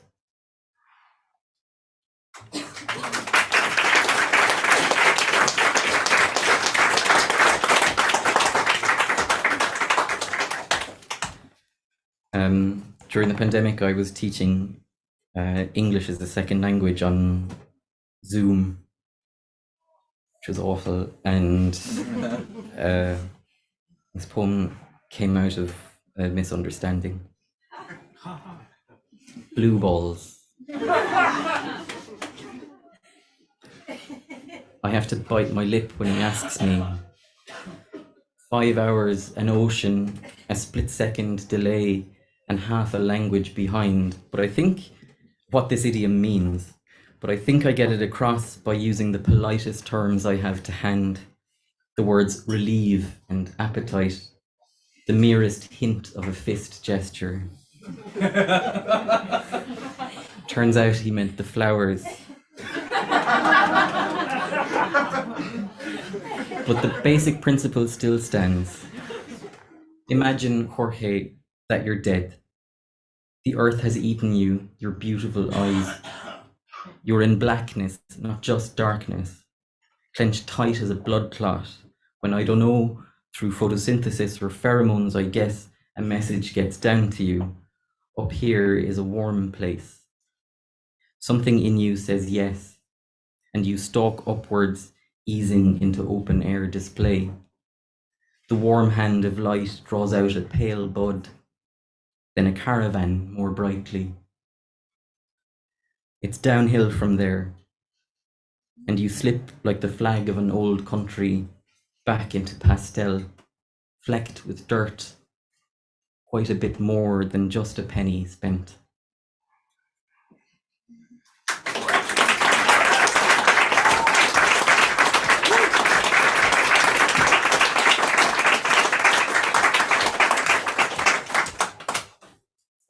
Kind of surprised that these are getting so many laughs. They're really, they're really serious.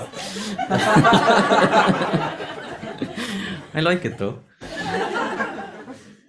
A lot of this book was written during and post-pandemic, when I found myself living in my parents' house in West Cork for the first time for the first time longer than a weekend in about 15 years, I suppose. And I did a lot of walking like everybody does during the pandemic, but at the beginning I thought I was really lucky that I got to do all my walking in open air, big sky, West Cork. And then the more I walked and the more I saw, the less idyllic it all kind of became. Imaginary farmer. You don't know shit, says my imaginary farmer, when we have debates about reducing the national herd. Literally, like, you don't know the first thing about it. Not the gleaming cakes the cows leave in their wake, not the ripe road apples of the coach horse, not the rat slick, not the castings of the worms, Earth's afterbirth, not the stuff people are happy as pigs in, not bunny bullets, not spraint, not frass, not scat, not fumets, not squat. You wouldn't know the dropping from the bird that drops it. He is something of a poet himself, of course, and uses lists as shock and awe. I do though my best. Couldn't I tell your future from the pattern of cracks in week-old lorem, which, by the way, is bespoke Nash family vocab for cowpats? And don't I know my own? And am I not an alchemist myself, like every other beast? Do you think you're above or apart from it? And we go on like this, knowing things at each other, while gravity draws every step closer into land, and all our eyes roll heavenwards.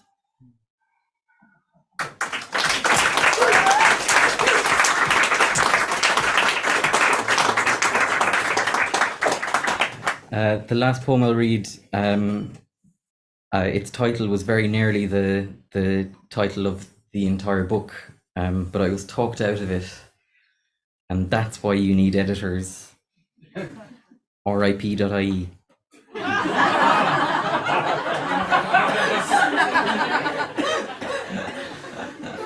Phew. RIP.ie. So now I place the notice on RIP and carry out its grammar. You can either say, after a long illness born with dignity, or passed unexpectedly. Then who survives him, then where he will be woken. Women called Gubnet or Assumpta ask their daughters to bring up the page and are sincerely sorry. Some write only to be seen to write, some to get a vote come next election, some leave the surname box empty. There's humour, yes, between the sentiment and the medium. There's help in knowing others have known death and not just of a life. There's gossip too, that's most likely where language came from. The site says condolences become read-only after a month, but by then the word will have got out, as words tend to. Gormagah.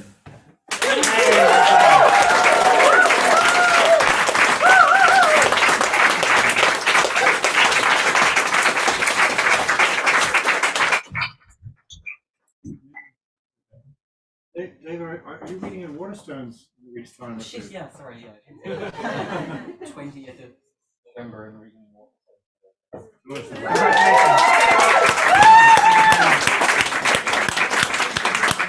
Thank you, David. That wasn't bad for a first reading in Cork. And we look forward to your second one in Waterstones. That was amazing. A big round of applause for David Nash.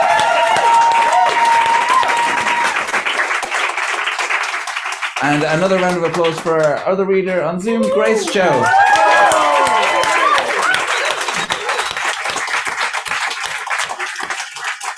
We're going to take a 10-minute break. I'll pass around the open mic list again for anyone who hasn't had a chance to write their name on it, and we'll be back in 10 minutes with that.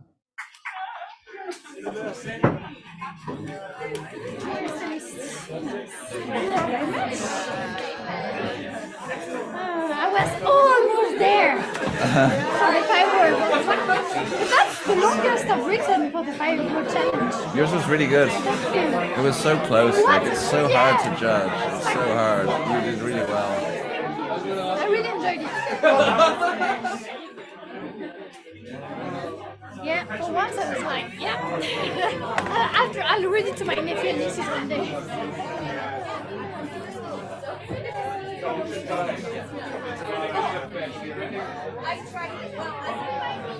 Yeah. Sure, wherever you want. There's some gaps as well. If you could. Yeah, there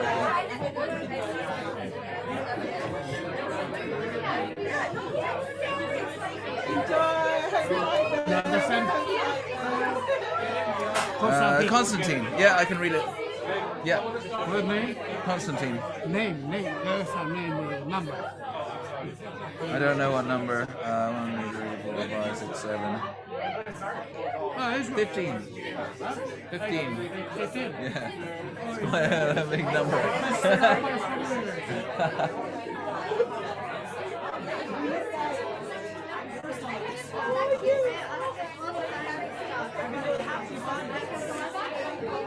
Do you want to go first?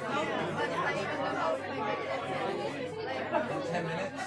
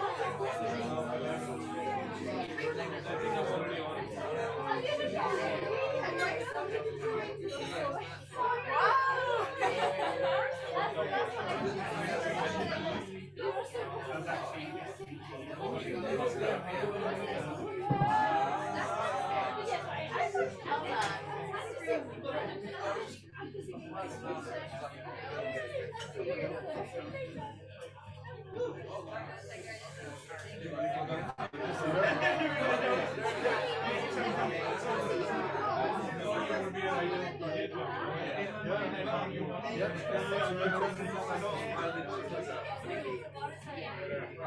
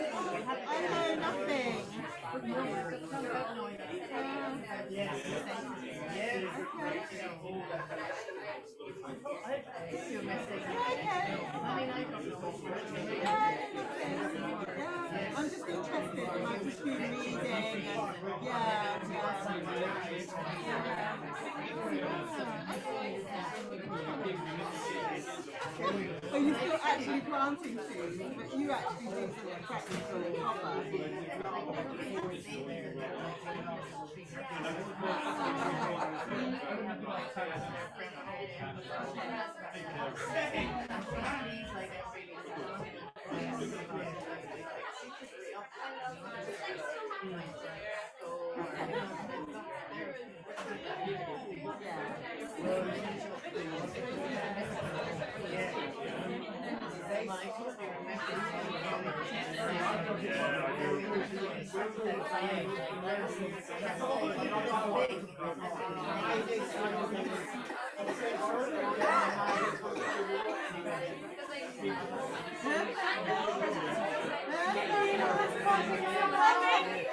I say these things as I'm driving to Florida and I'm like, how would you treat react to that? Or, how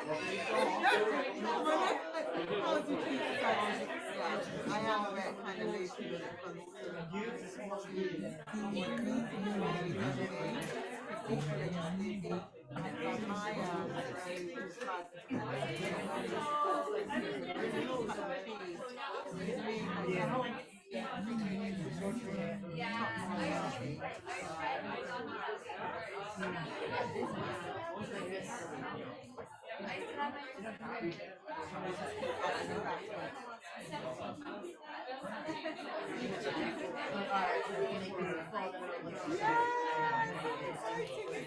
But even, I think a lot of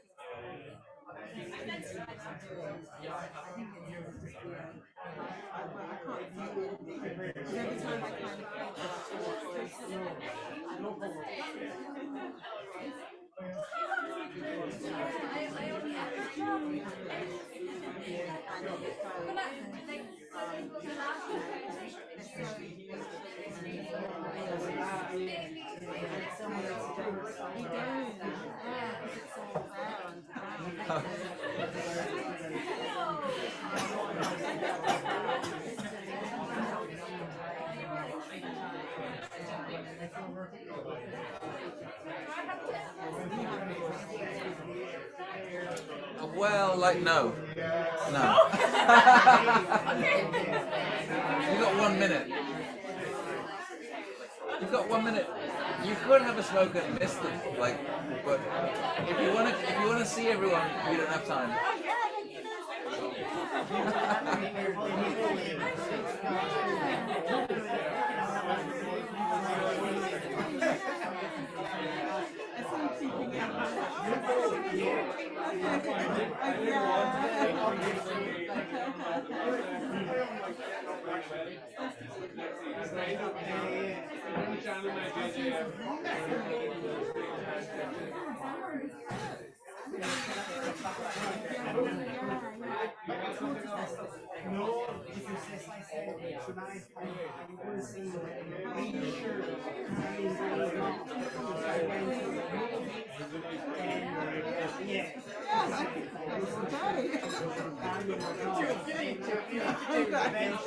Might get going, yeah. It's looking good. Okay. Okay, I might wait till after.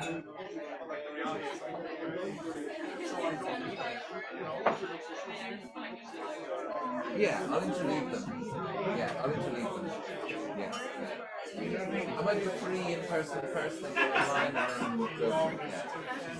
Oh, juggle! Juggle! I was juggling it around.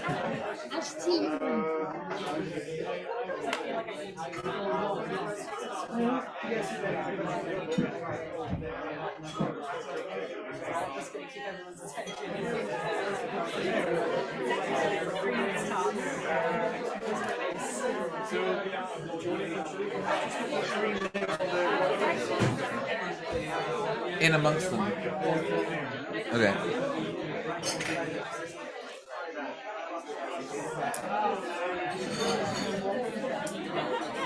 So is it. All right, welcome back.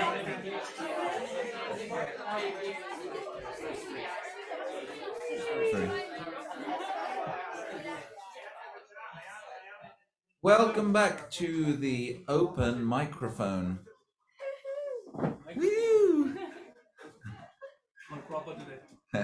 Yes, it's an open microphone.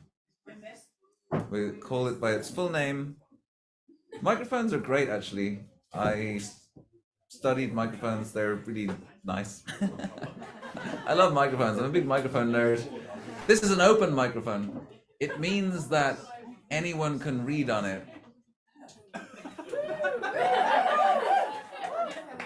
As opposed to some microphones are closed. They only accept certain people. This microphone is open.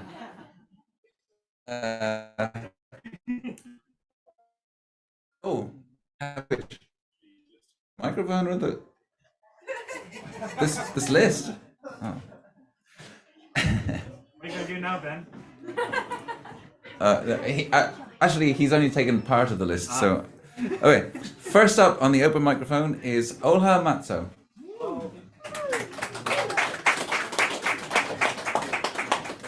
Hi everyone.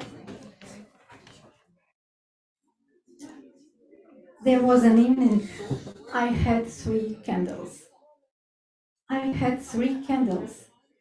I held 3 candles. I had 3 candles and nothing more. I saw them burning. I saw night passing. There was a morning. I went to the water. I met you from the waves. Who brought you to me? There was a day I carried a candlestick. The first candle was burning, you were silent, and then disappeared. My second candle lit something in an instant. For the third one, you told me you saw me 3 times. There was an evening we had 3 candles. We had 3 candles. We held 3 candles. 3 candles for 2 of us, and that's it. We saw in the mirrors 1 face. What else is waiting for us? Nobody would even know. The star fell down from the sky. It had been fallen as a sign. There were nights like this. We had 3 worlds. In the first, all is fire. Please go on shining. In the second, all is water, still carrying us. In the third, we are, and we guessed it all. In the third, we are, and we guessed it all. Thank you.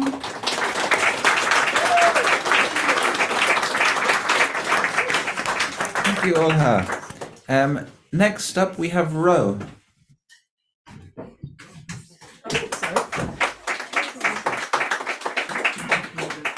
Sorry. Realized I should put my full name on there. Hi, I'm Ro Rogers, and this is not only my first Ovale, but my first live reading of anything. So thank you for being part of that. I guess I should say first off, I assume a lot of us are poets. We probably know what a whale fall is, but like basically when a whale dies, it falls to the bottom of the ocean and it can feed hundreds of animals down there for years on end. So this is kind of like a raised glass to that. This is called Prayer to Whale Fall. The heavenly body descends to a place where yesterday's light will not be seen by anything until at least 7 years from now. And lo, like in a vision of the Empyrean, all the wretches of the deep give thanks to their communion. O sweet devastation, come hither from a place where none need adapt to unknowable pressure and warmth is a given. May this never be the last time you fall. O blessed Leviathan, let the meek and starving find refuge in your rib cage until the marrow gives out and the soft tissue of the eyes can no longer support us and the ivory digests into calcium. O holiest of disasters, let no small morsel of this immaculate cataclysm go unwasted and unadored. Thank you. Thank you.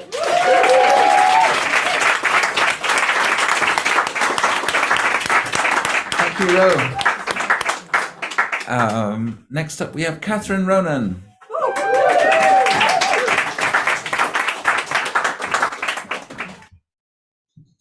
Tonight is very special for me because I'm reading for the first time from my book.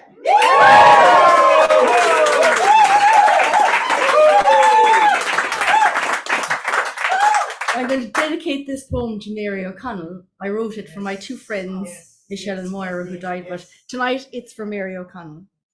And it's called Percolate. In my sleep, I fall into your grave, wake up in your coffin, lay next to your cold body, stir in the stiff satin of goodbye. Earth, shale, and an archaeologist's dream lowers us down to sea level. You teach me to open my mouth to rain as thirsty soil turns brown to black. With each small droplet, your smile seeds a new day.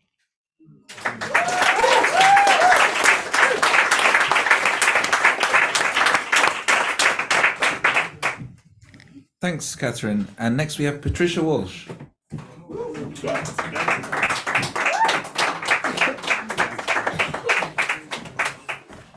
Thank you. And this is called Trapped Nerve. Needing a seat like any other, price already paid. The acrostic beginnings burgeon on well. The rancid oasis beats to the sound of the universe. People wanting less to do with whole numbers. Wanting more food, expenditure allowing, watered down prize giving stripped lighted away. A turnover of friends meet and greet over snacks. Burnt and activated, a fad contrived. Watching over rainfall, the height of fear. Aware of what is done, guilty in paperback. Mourning simple losses as if life depended. Intercepted through sunlight, stranglehold overdone. Ripped clothing over wealth, perennial fashion. What is not understood is recycled by the book. Popularity in mid-road, crushed in bed. More useless the better, impressing the singular. The criminal proceeding, high-wired jewellery. Watched through competition, fingers and pies. Aggravated eyelashes, a punctitudinous mess. Fed rubbish through the gills of a slaughtered burn. Scruffy out of love, criminal affection aside. Fed every sort of theory at the going rate. Persecution laughably easy, turned into affability. Not seen or fought for ever again.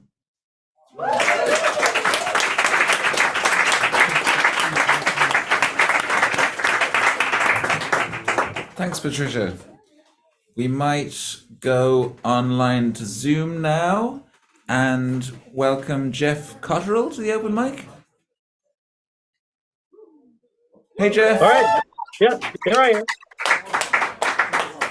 am. So, So I'll do a relatively new one. This was just published in the Brownstone Poets Anthology this year, based in Brooklyn, New York. And it's called, yay! Yay! Yay! Poets getting publicized and stuff. This is called Synchronicity 3. So inspired in part by the old Police song, Synchronicity 2. In the news today, we learn which new superhero movie we must see, and why it's different from the other superhero movies, and how it fits in with the superhero movie universe, so we can imagine ourselves as superheroes, and also we learn how much money it made this week. Meanwhile, in Ukraine, a soldier blows up a bridge and himself to stop a column of Russian tanks from advancing.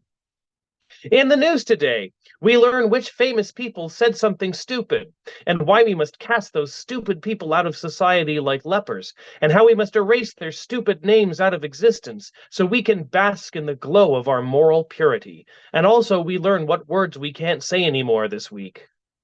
Meanwhile, in Iran, a woman dies of mysterious head injuries after her arrest for refusing to wear a hijab.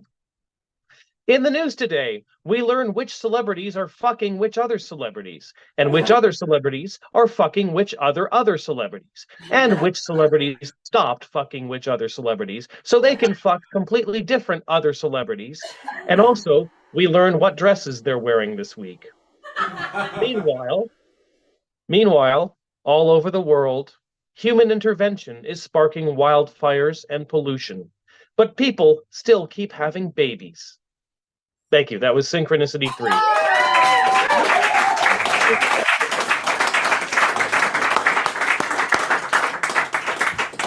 Thanks, Jeff. Next up is Emer Gui. Emer Gui.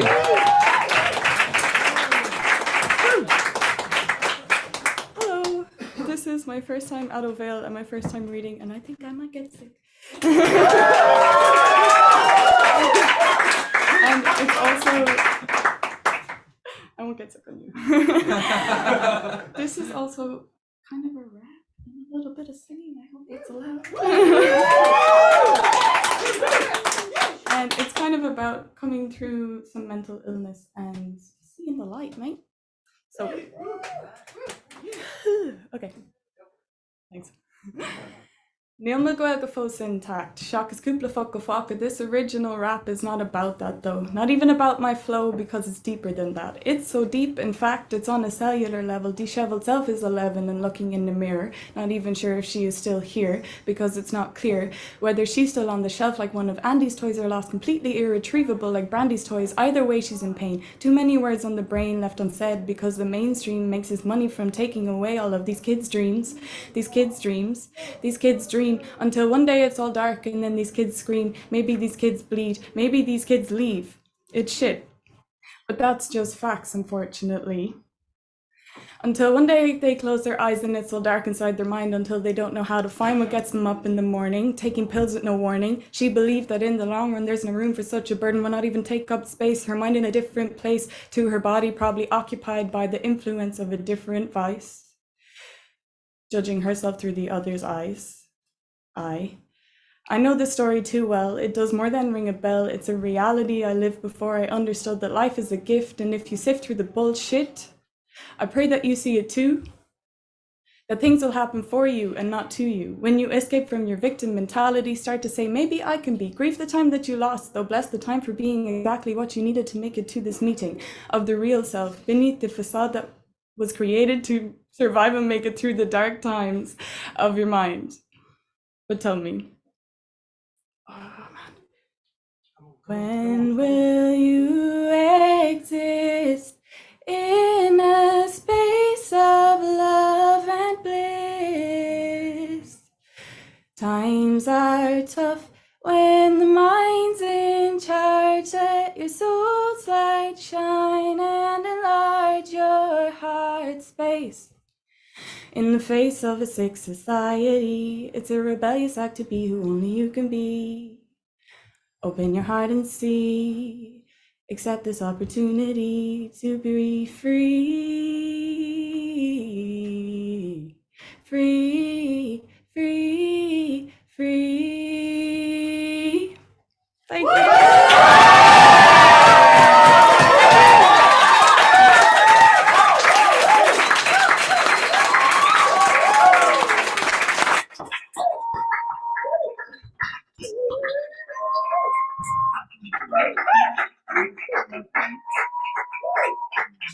Emer Gui, that was amazing.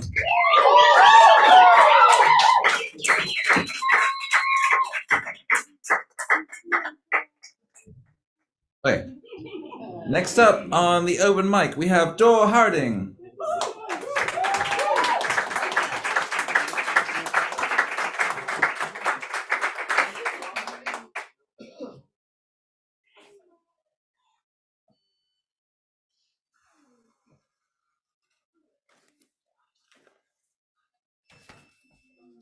I think it's great that so many people have come up here for the first time tonight. I came up for the first time a long time ago with the man over there with the ponytail.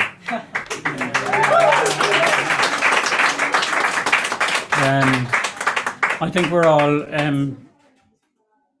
all hurt by what's happening out in Gaza and Palestine and all that. I don't watch much television except the 6 o'clock news, and it sickens me.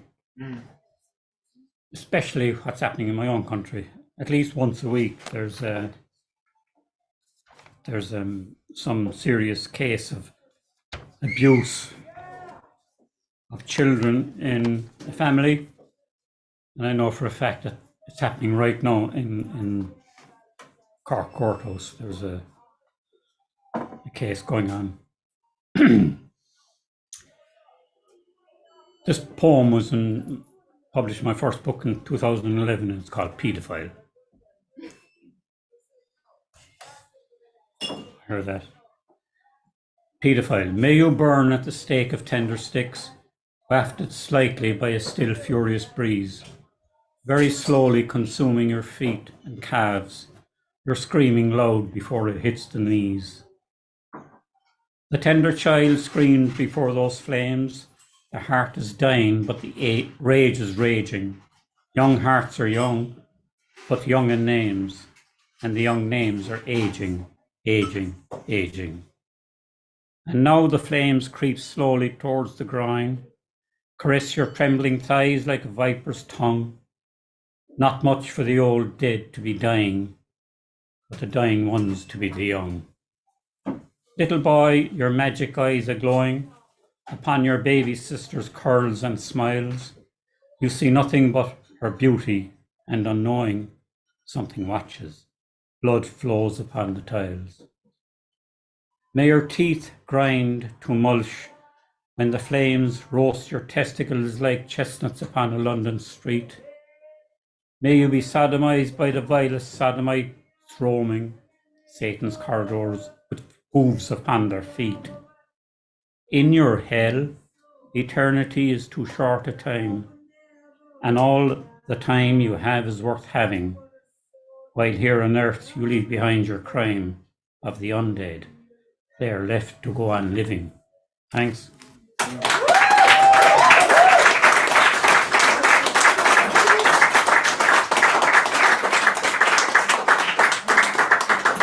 Thank you, Zhou.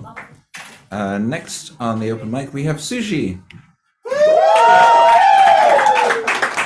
You ready? That's not tough to follow, is it?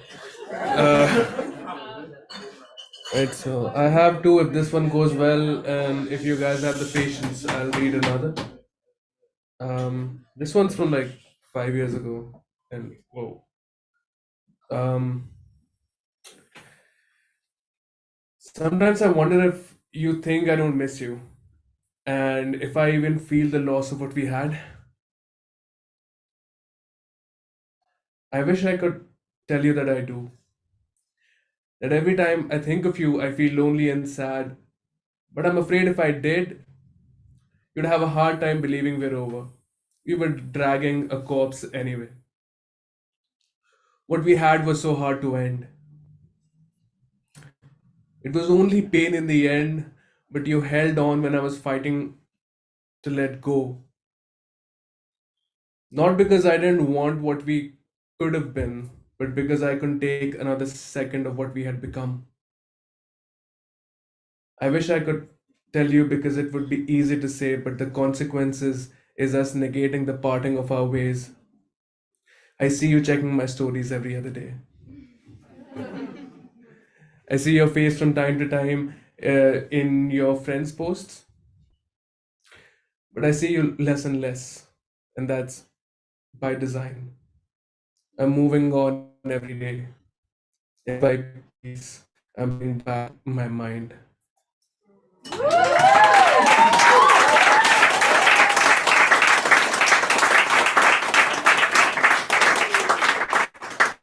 This is a cheeky question, and everyone has read one poem. Can I do another? It's short. Yeah. I vote yes. We have votes. Right. Generally one, but do another one. Yeah. Excellent. I appreciate it. This is a short. It's a shortish. This is from my last trip to Edinburgh, and I felt something which I had felt a long time ago, and I felt it again, so I wrote about it. This one's called Alien. I walk alone in a city I don't know with a heavy backpack and a pain in my lower back, and not much else to show. I borrow the air they breathe, the people of this place. They're not mine, I'm not there, we just occupy the same space. I'm different, I'm foreign, I look, dress, and smell different. These eyes follow me mostly inquisitively, but sometimes with a joy that is salient. just seeing someone as exotic as they are to me, something new to learn from an interaction, something pretty to see. I walk a little lighter when an old lady on the street smiles at me and says, "Have a nice day, honey." My back hurts a little less, my day is a little more sunny. I'm a little less alien, a little more in place. For humans aren't so different, it just takes a couple of days to realize, to actualize, to naturalize, to see beyond the appearances and hangovers of our history. We all desire the same things. Our hearts have the same wants: to be seen, to belong, and for this lower back pain to be gone.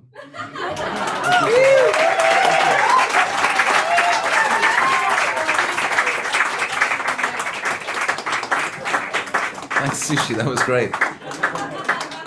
Next up is Roxanne.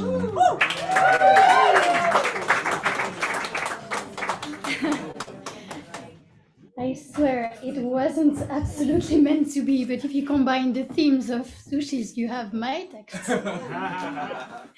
This is a bittersweet letting go to Scotland.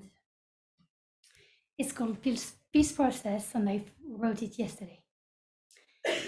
Another day ends. Wrapped in a plaid, I sink in the couch while the tea is once again getting cold. YouTube swings between warrior/love/breakup themes.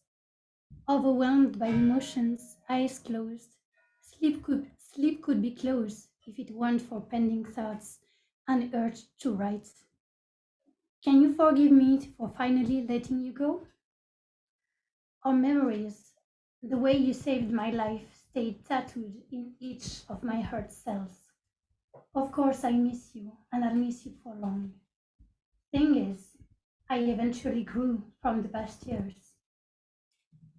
Let's not relist everything, I beg you.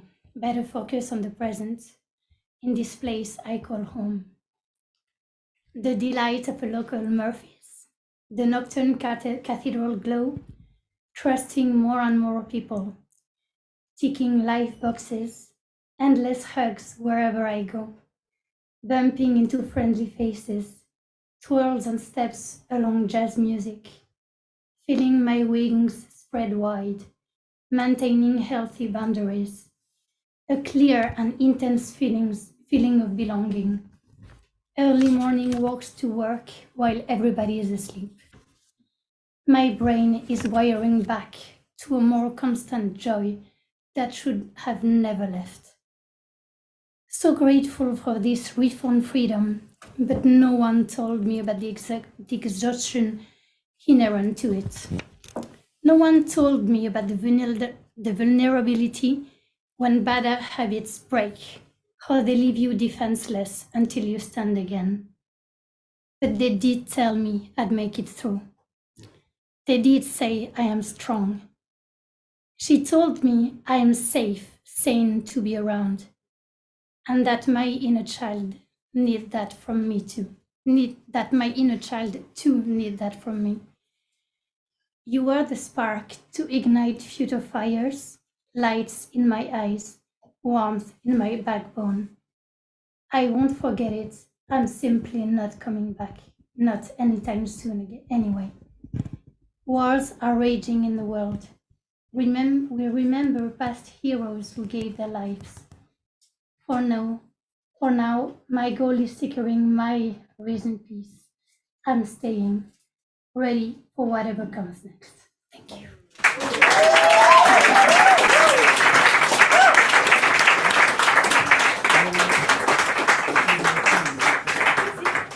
Thank you, Roxanne. Okay, we might go back to Zoom for a second and to Mona Lynch. Mona, is there?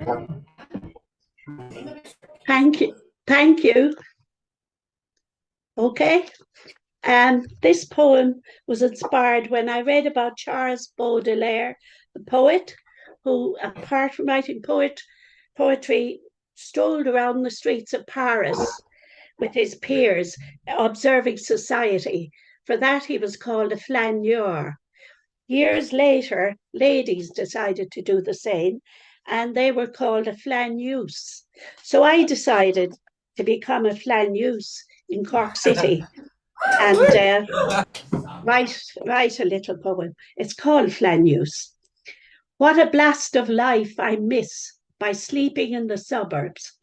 I am blasted now by March wind and sleeting rain as I walk over Patrick's Bridge, stroll down Pana, avoiding scurrying shoppers, a sea of uniformed students streaming down from private schools on the hill.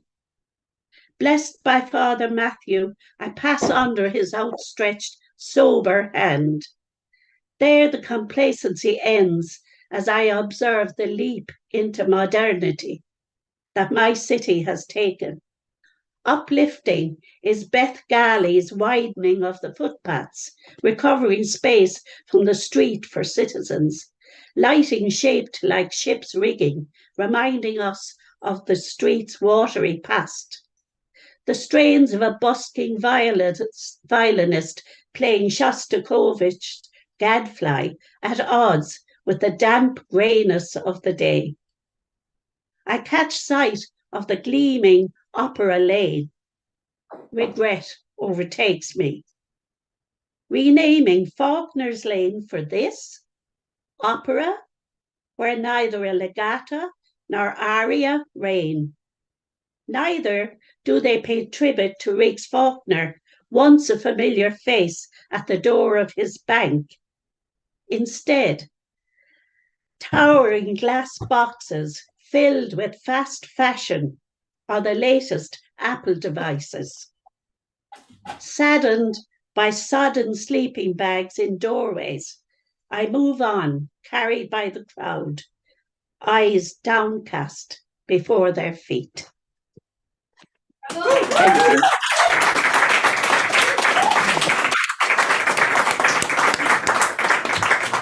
Thank you, Mona. Next up, we have Cedric Picon.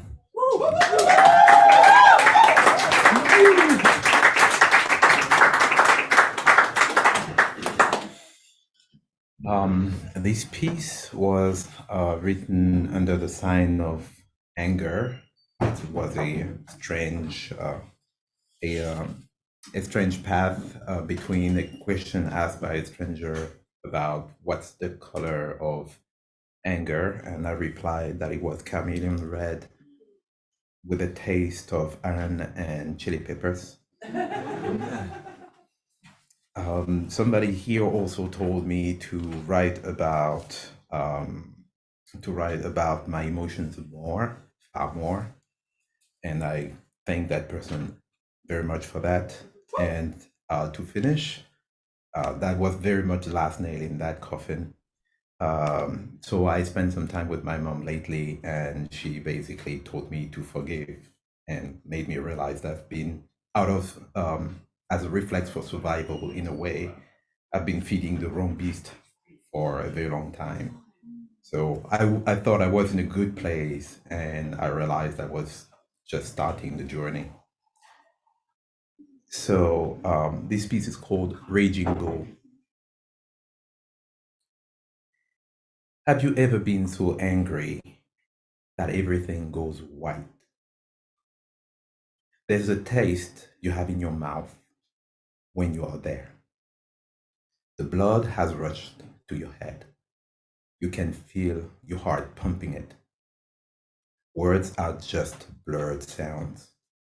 And though you are not bleeding, everything tastes of iron. More red and glow as fury takes hold, becomes a guide. Yellow, sparks are ready to fly. With the next beat, stronger with every added prejudice. Your horns need quenching. Blood will do if the river under the bridges has gone dry.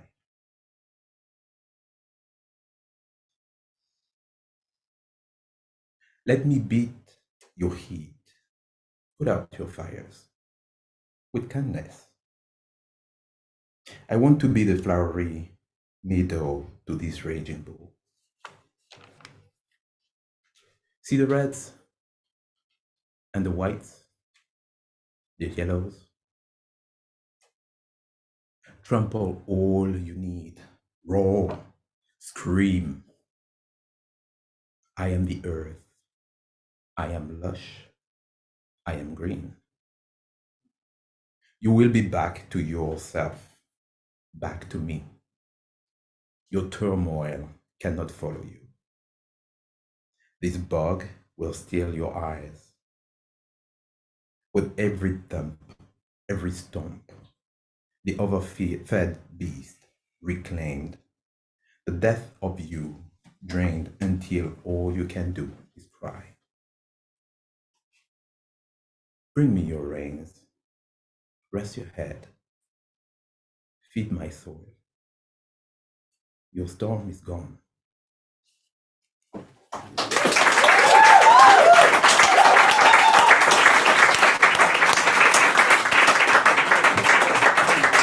Thank you, Cedric. That was very powerful. Next up, we have Sue Blue.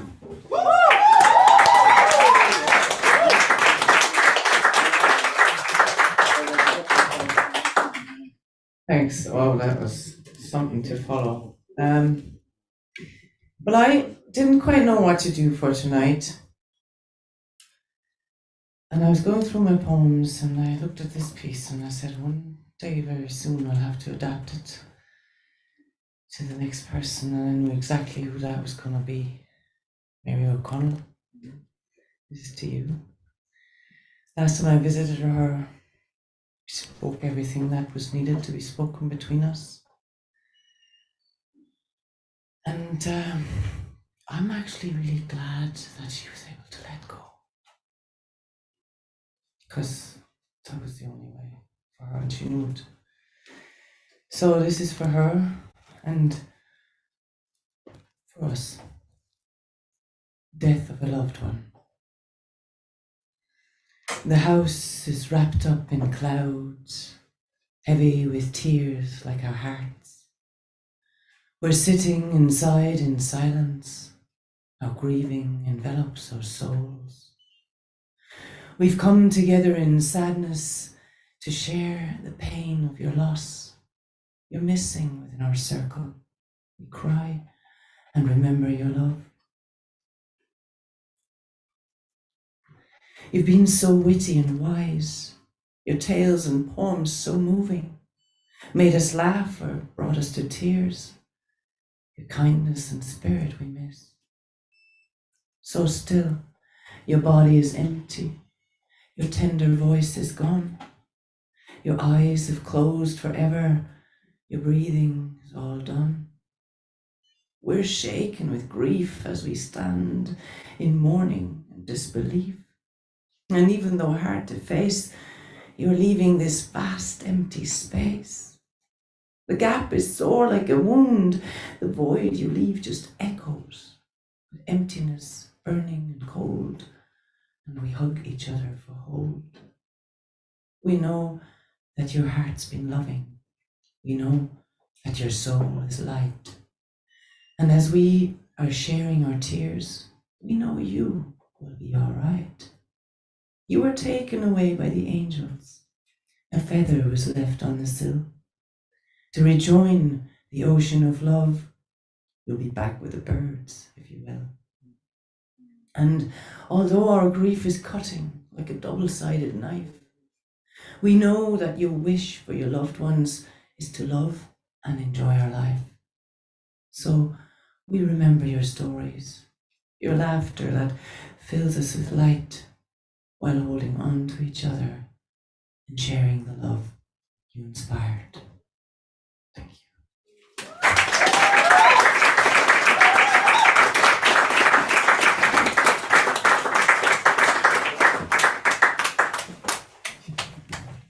Thank you very much, Sue, for reading that. Next on the open mic is Philip Spillane.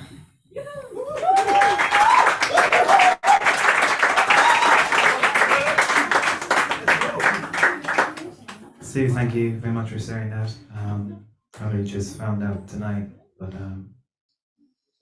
I know Mary was a good friend and very, very clever person. I don't know how to describe someone like that, but she was. I'm glad I knew her. So I'm gonna say I don't know if it's appropriate, but we'll see. So I'm gonna say I have a song called Magic Fungi, but I'm gonna say it instead of singing it.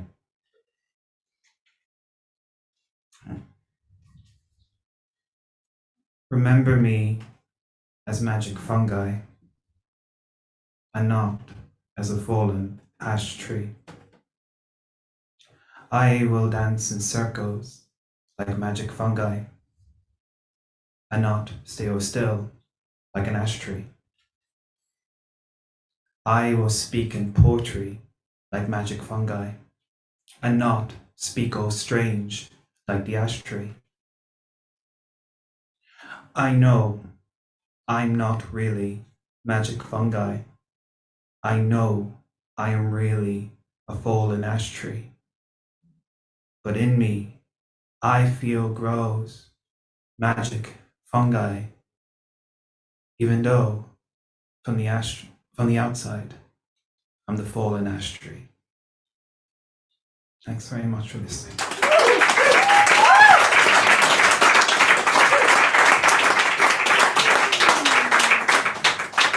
Thank you, Philip. I think Mary would love the magic fungi, and she would have loved Sue's poem, and she'd have loved all the crack that's happening tonight. So, like, a big round of applause for all the crack.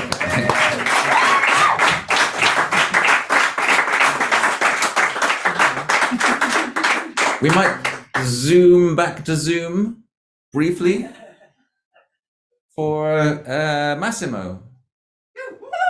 Let's welcome Massimo. Everyone hear me okay? First off, real quick, I remember Mary as well, so thank you for letting me know, and rest in peace. So this piece is called, I heard someone say that time waits for no man. Time waits for no man. Whether you're a fast man or whether you're a slow man. Whether you're a young man or whether you're a grown man. Whether you're a woman or say you are no man, time's face is no man and won't let the quote stand. But instead of fear, I find comfort in the slogan that even though time seems to slip through my own hand, I've never known a time when my hourglass had no sand. If I try to think of a beginning or an end of time, how can it be eternal without blending with the present time? If I say there's only now and there was never time, how does that explain these memories in this head of mine?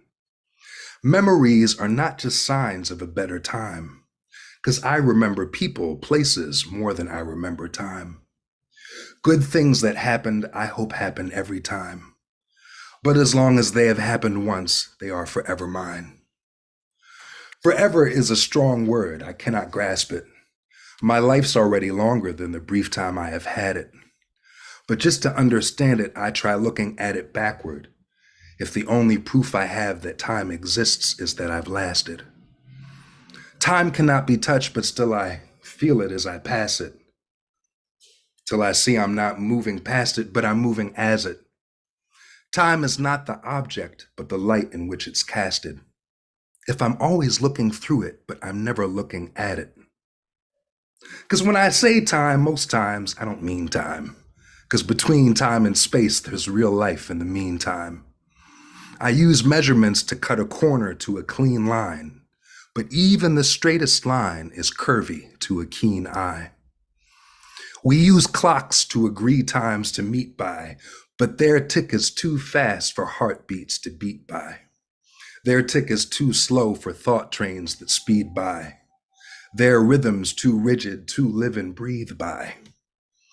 So whether it is less than or more than a second, a moment is more than a word for a second. A memory is more than a word for a record. Experience is first, the word for it comes second. 'Cause I was born before time had form or a dimension, before I counted moments by their order in succession.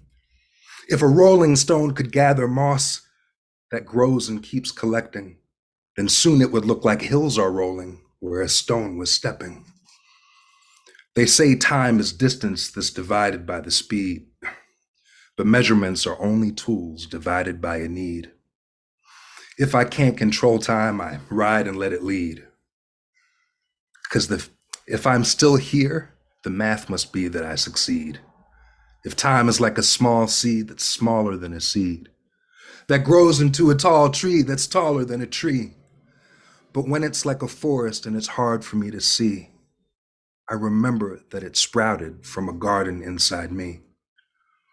So if I try to think of a beginning or an end of time, it can't be eternal without blending with the present time. Good things that happened, I hope happen every time. But as long as they have happened once, they are forever mine. Thank you all so much. Peace.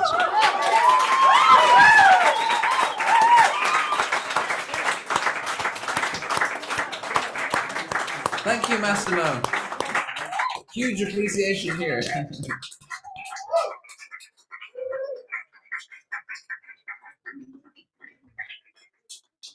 All right.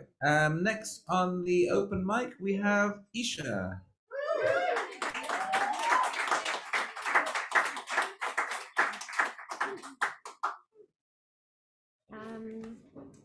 So this is a poem I wrote about 5 years ago when I moved back to West Cork after living in London, and it was all very like, you know, as much as I loved it, it also was quite a challenge in a way. So it's kind of resonant with your West Cork poem as well. It's called West Cork and Pagan Witchery. The pull of her warm, soft body, the whisper in my ear, it tingles and tantalizes me as I sit silent amongst a zombified mass of people pale in the gruesome blue light of their mobile world. I kind of want to scream. I hear her call me, the depths of her body inviting me back into its warm embrace.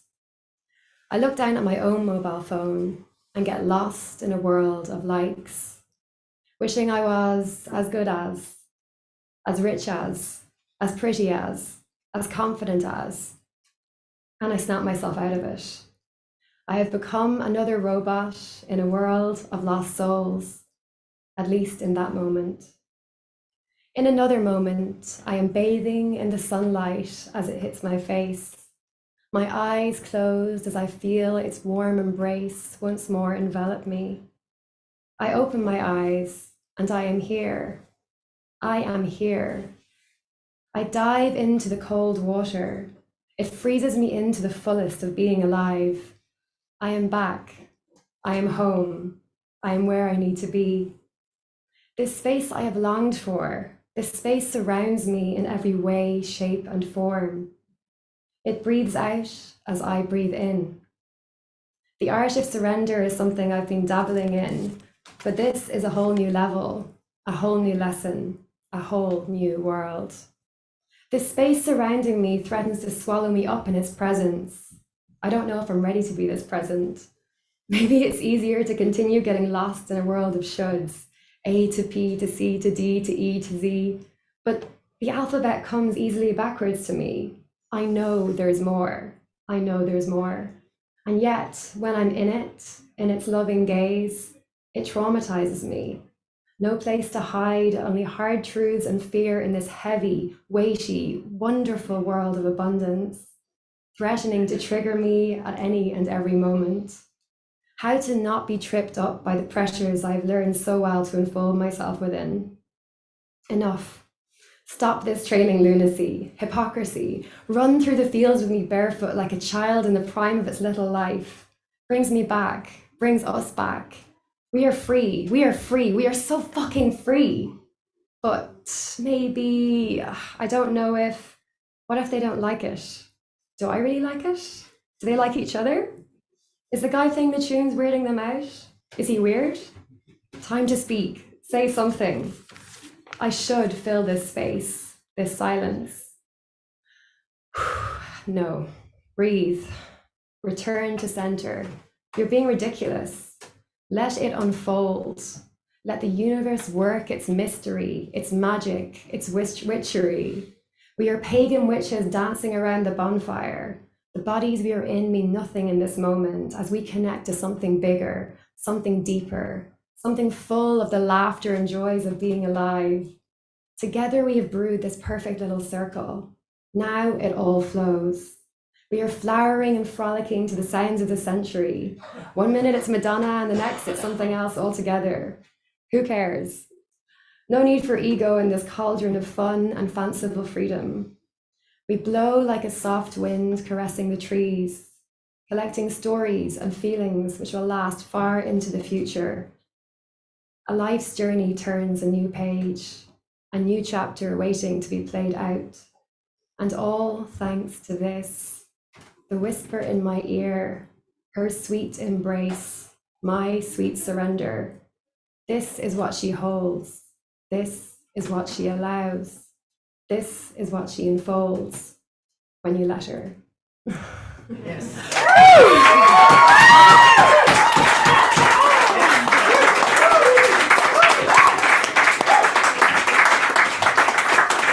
Thank you, Isha. That was amazing.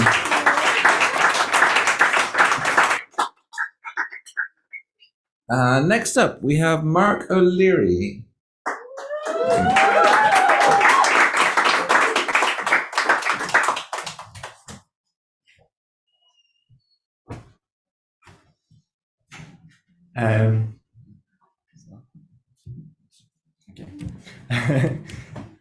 I think, yeah, I have quite a strong sense of the apocalyptic, and people have always had like a strong sense of the apocalyptic, I think, but it feels like there's way better scientific evidence for it now than there used to be.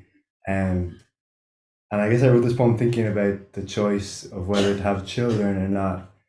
And I often would have thought it wouldn't be fair to a child to bring them into this world. And yeah, this poem is kind of considering that question.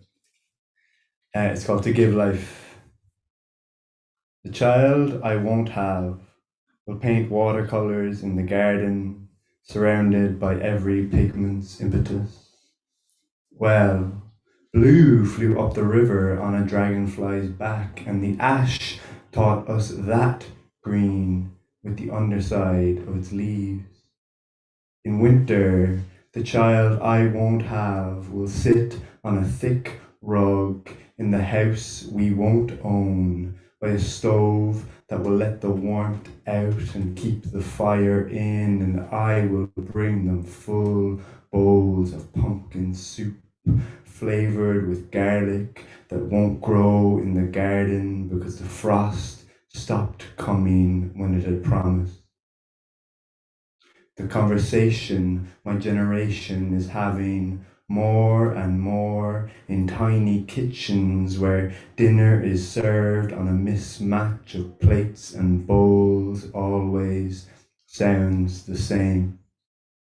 Maybe someday, or I can hardly look after myself, or it wouldn't be fair. Sometimes we laugh, sometimes we could stopper the species with our sorrow. It would be weird to say we are offered Mary's choice, but with scientific foresight of the crucifixion and half her faith. But how did she not look away as his head fell, finally limp to his chest? When the crowd was gone, she watched in the moonlight the taut stillness of the collarbone she had grown from string. And then, like a grief-fed fever dream, he came back, and when she touched his cheek, it was warm. He kept saying that thing he was always saying, even as limb by limb He dissolved in her hands, and she was left with not even a grave to go to. Do not be afraid. Honestly, I doubt I can bear the crushing of my knuckles in the grip of a woman I love, let alone to see my heart born pink and beating to crawl into the jaws of God. But who am I to eat from the plate of the child I won't have their fair share of this suffering? As if the fire was only mine to be devoured by.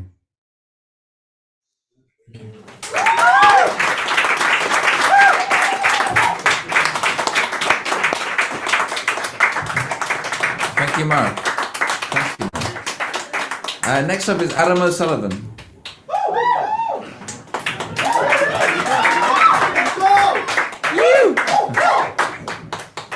Hi, this is my first time reading here. And it's also the first poem I've ever written, so... Okay, just a bit of context beforehand. There's a picture from the Voyager 1 spacecraft taken from Saturn, and you see a little star that's blue. That's our Earth. I recommend you look it up after I read this. I love looking at the sky. It helps me relax. Looking at all the stars and galaxies, it makes me relapse. What is out there we don't know. We don't know a lot of things, but we theorize so much. Think about other life and dimensions, so and such. Space amazes those who are interested, and that's no exception for me. We never know what we're looking at or what could be looking back at me. Another world with whole new laws and tech we never knew existed, or is that other world us? People are full of hatred and anger, fighting on the street, full of anxiety and worrying about the people they might meet. People riot and cause destruction to our home. We're so small people don't realize, because everyone's worried about problems while tears flow out of their eyes. Everyone is so panicked and scared about how our life goes. We think, this is it, this is all we have, but we never come to think, why do we worry? There's never time to relax, because most of us are in a hurry. But if you look at the stars and go into thought, you will come to realize our home is just a little blue dot.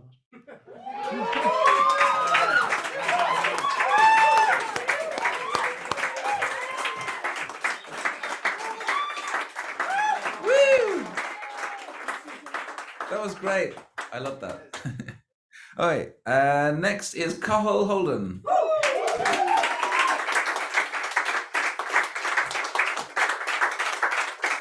How are you guys? So I was struggling to decide which one to go through, so I'm going to do neither of them. I'd actually like to do one by someone else.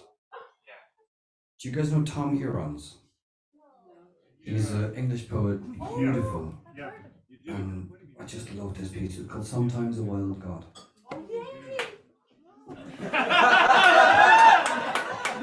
It's for you, Rose. Sometimes a wild god comes to the table. He is awkward, does not know the ways of porcelain, a fork and mustard and silver. His voice makes vinegar from wine. When the wild god arrives at the door, you will probably fear him. He reminds you of something dark that you might have dreamt, or the secret you do not wish to be shared. He will not ring the doorbell. Instead, he scrapes with his fingers, leaving blood on the paintwork. The primroses grow in circles round his feet. You do not want to let him in. You are very busy. It is late or early, and besides, you cannot look at him straight because he makes you want to cry. Your dog barks. The wild god smiles. He holds out his hand, and the dog licks his wounds, then leads him inside. The wild god stands in your kitchen. Ivy is taking over your sideboard. Mistletoe has moved into the lampshades, and rans have begun to sing an old song in the mouth of your kettle. I haven't much, you say, and give him the worst of your food. He sits at the table, bleeding. He coughs up foxes. There are otters in his eyes. When your wife calls down, You close the door and tell her it's fine. You will not let her see the strange guest at your table. The wild god asks for whiskey. You pour a glass for him, then a glass for yourself. 3 snakes are beginning to nest in your voice box. You cough.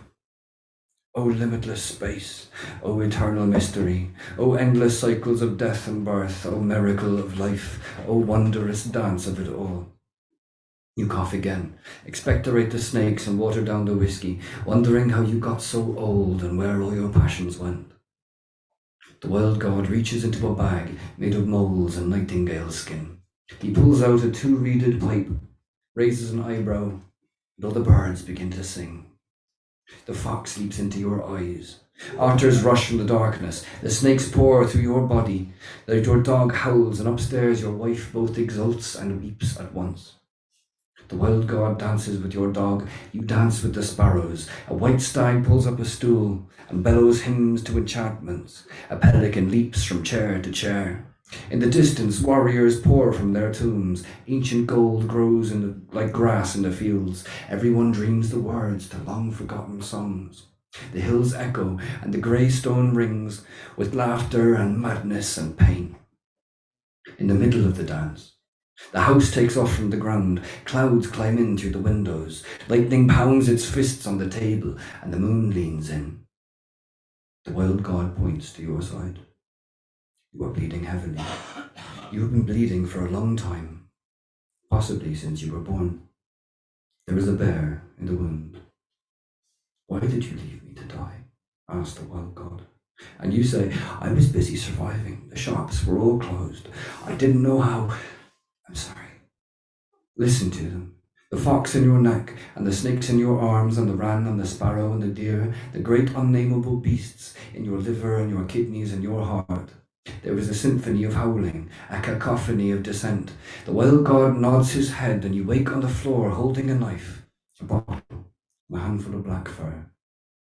Your dog is asleep on the table. Your wife is stirring far above. Your cheeks are wet with tears. Your mouth aches from laughter or shouting. A black bear is sitting by the fire.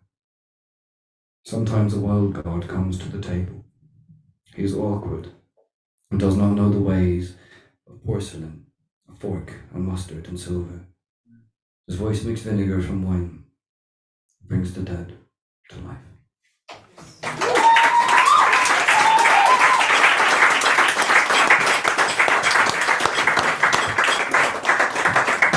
Thank you, Carl. Very well read. We might fire back to Zoom for a second and go to Mags Creedon. Hello.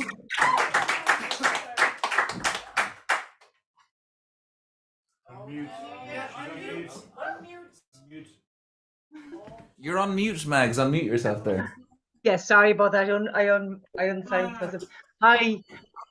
Thanks everybody. It's a lovely night, and thanks for the nice messages from people as well. I didn't realize about Marion tonight, so I was going to do an ultra short poem, a very significant poem for me from a Palestinian poet that I was asked to translate and perform with, and I might do a short song, which is super short as well, like a blessing, a leaving blessing for Mary at the end. So it won't take too much time. So I had the honour of being asked by Deirdre Martin to take part in a beautiful cultural tour from the Palestinian people from the Lakia tour, and particularly loved being with the children, the little children of Bethlehem. And they were almost biblical looking, and they were so beautiful. They really loved the trad music, and they were so excited by it. So I spent several hours in their company backstage, and it's quite tough to think of what's happening to them. Some of my best, closest friends are also from Israel. And also I worked in Baghdad, so I had written a kind of a sort of a lullaby, a Baghdad lullaby, based on the memory of hearing mothers singing to their children who were dying in Baghdad. So when I was asked to translate this very short poem by Abu al-Qasim al-Shadi, I put it to music, and they asked me to do this very short piece of music. But the children loved it, and they were playing with my guitar that night. So I feel for them at the moment. So I'll stop talking now. Can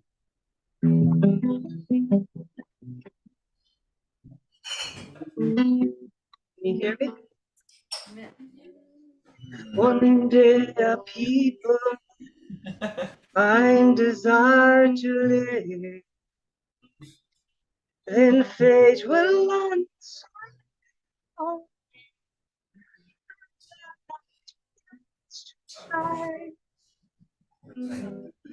We can. Chains will break and fall. Can you not hear? You cannot hear? Maybe, can you play a bit nearer the Oh yeah, no bother. laptop? Sorry, it doesn't. Nobody really should play on Zoom by rights. Can you hear it, Zoom? Okay. Further away, it's not going to pick it up at all. Nearer the microphone. I go down at that. Close to the microphone. Microphones are all about proximity. Can you hear us, John? Yeah. One day people find desire to live, then fate will answer. Begins to find, and their chains will break and fall. Doesn't matter. Doesn't matter if you can't hear. I won't hold you. Mags, do you know?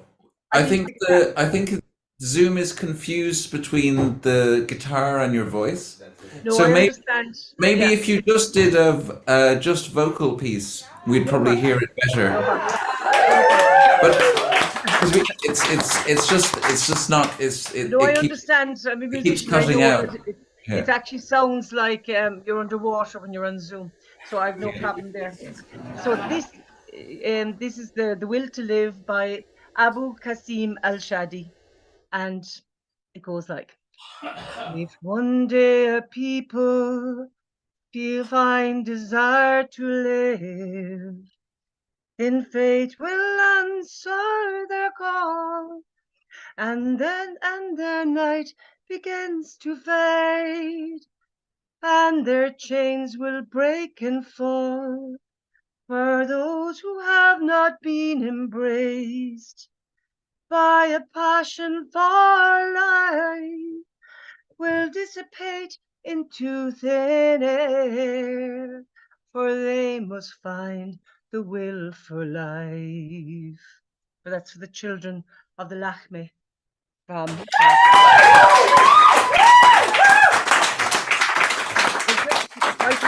I might just sing the song for Mary, or is it coming through? Yeah, we can hear you now. Mary, you know what? But Mary, Mary used to kind of did have this little word with me. I'll miss her wit, I'll miss her style. She had something like Carnaby Road to bring into us. I'm coming into Ovale since 2012, and she'd always have a very interesting wry observation, and never too much of the Plymouth. So I'll sing the song the one night she said she did like. It's called Comfort Song.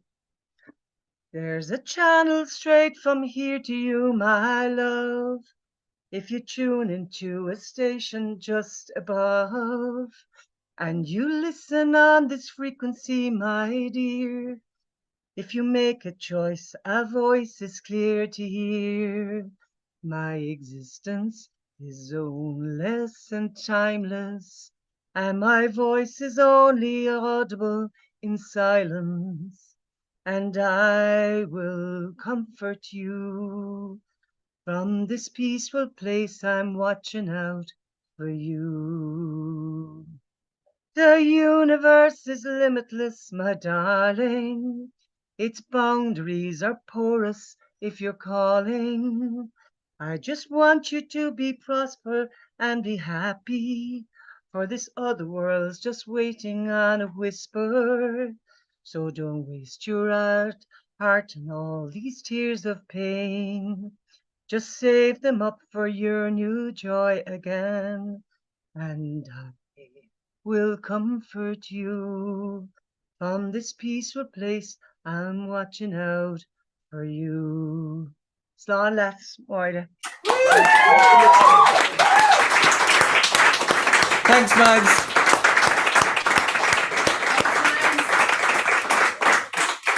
Okay, we have about 15 minutes left and 7 poets, so we're gonna just Next up is Chris Sanan.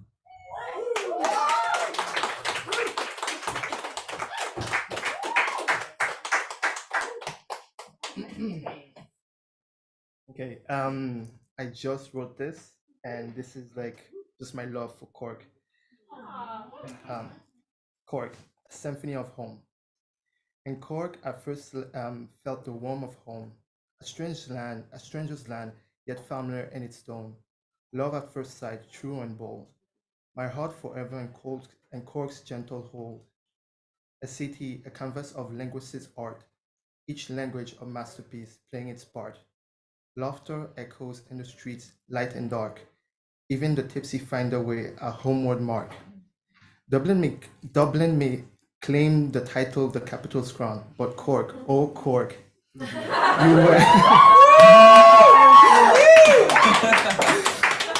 you wear the cultural crown, the cultural gown, a melting pot of talent under island skies.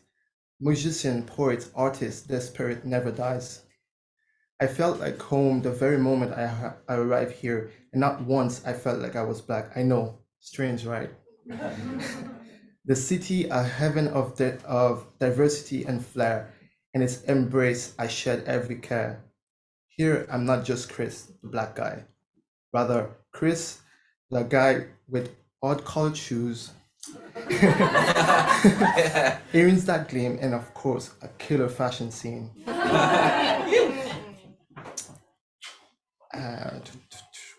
Yeah. And Cork, my identity found its truest form, accepted, celebrated, far from the norm. It's not just a place, but a feeling so grand. And Cork and me, this welcoming land. So here's to you, Cork, my love, my home, and your streets and your alleys, I'm free to roam. Today, tomorrow, forever in your embrace. And Cork, I found my heart's resting place.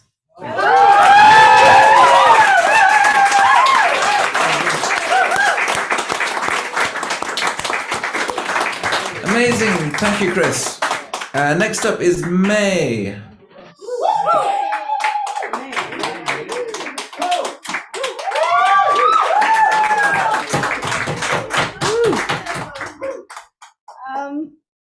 Yeah, so we're short for time. Long story short, we're stuck between 3 poems. Do you pick A, B, or C? A. A it is.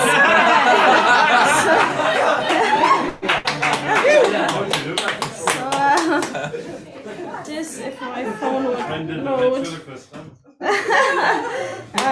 Just letting my phone load now in 2 seconds. This poem is because I was stuck between what is it loading? Sorry now. I was stuck between poems, as like we all know, like we all have diverse big aspects of ourselves, and it's hard to show ourselves through like one poem, whatever, you know. Okay, well you picked A, whoever picked A, thank you. And so this is called To the Eyes of Green. So it's just a long story short, it's about jealousy, and apology for anyone who here is jealous by nature, not offensive, okay. So to the friends stolen by lovers. I'm sorry it wasn't you, it was me. Well, partly. For not knowing how to say no because I was protecting their ego, nurturing their jealousy by validating their insecurities. I tried sometimes to speak up, didn't work. I was thrown accusations as their biases, and distrust shown evidently on their faces. What a dirty, dirty thing if we've shared history romantically. As if I'm stained, impure, unable to see someone platonically. Oh, this disease that spreads in me. To the lovers of eyes of green. Oh, I must kiss them, every single one of them. I must ravish them, have them right now. Oh, sorry, lovers, I guess I lost control again. But you're not worried about open signs, no. You're worried it will be in silence. Afraid I'll whisper to them salaciously, seduce them deliciously, have them fill me up emotionally and mentally, substantially, outrageously, because that's who I am, apparently, in your eyes. hiding, lying, manipulating your poor innocent self. Who saw it coming? God damn it, you saw it coming. You saw it coming all along. So why were you with me if I was so distrustful, so deceitful? Oh, it wasn't me you didn't trust, but everyone else. Oh yeah, that definitely makes sense. The whole world is against you, but I'm the only one thrown in jail for an imagined betrayal because of your betrothal through your illusions and delusions. So let me ask you, what about you? The one who hears these voices of these accusations and crimes, how many times have you recited this history and story of cheaters? Why should I why should I place my trust in someone so brainwashed to think that monogamy is so hard, that loving one person is so hard, that being friends with a person is so hard? Why should I believe the words of someone who claims their own gender is untrustworthy? They're manipulative, conniving, and aim to be stealing other people's lovers. Why should I and those dangerous friends of mine listen to the preaching of a madman who lost his mind and cannot tell others from his own? Oh, but you'd never do that. What about your friends though? Oh, they might try something with me? How would they feel if they heard that from you? Would they want to be your friend, knowing you accuse them of witchcraft and burn them for the heresy of your monogamy with words that burn their backs from behind? Are you sure you're really their friend if you're not even sure they are yours? Are you sure? Oh, sorry. Well, I'm sorry you have problems with your friends, but I don't. Mine are great. They consider me, and when that gets a little shaded, they hear me, they understand me, and continue to be kind to me, and they respect me. They respect my feelings, my choices, and my decisions, like you. So if you're going to make me choose, don't be surprised when it isn't you.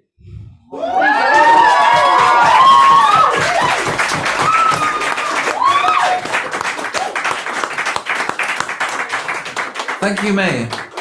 All right, next up we have Constantine.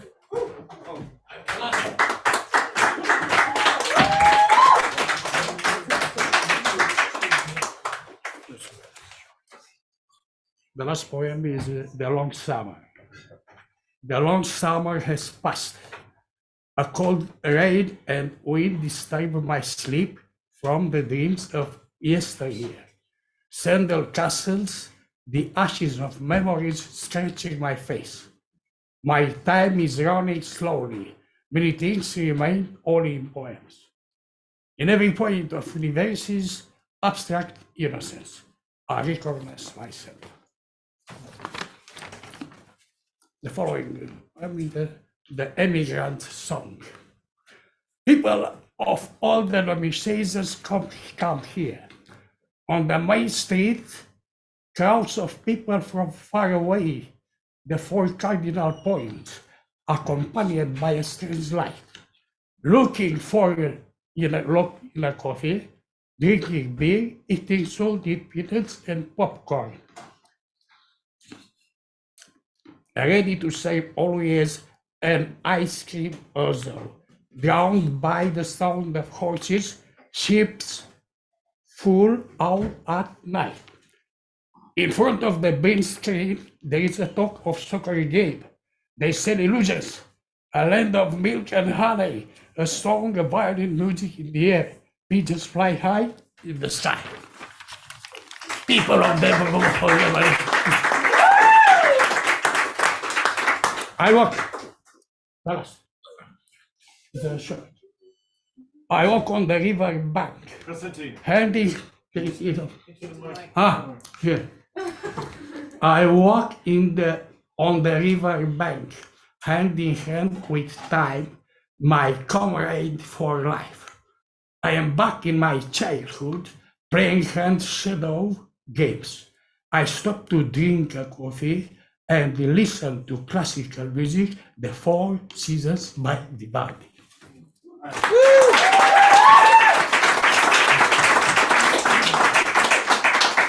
Thank you, Constantine. Next up, we have Dom. I think Dom. Woo, Dom.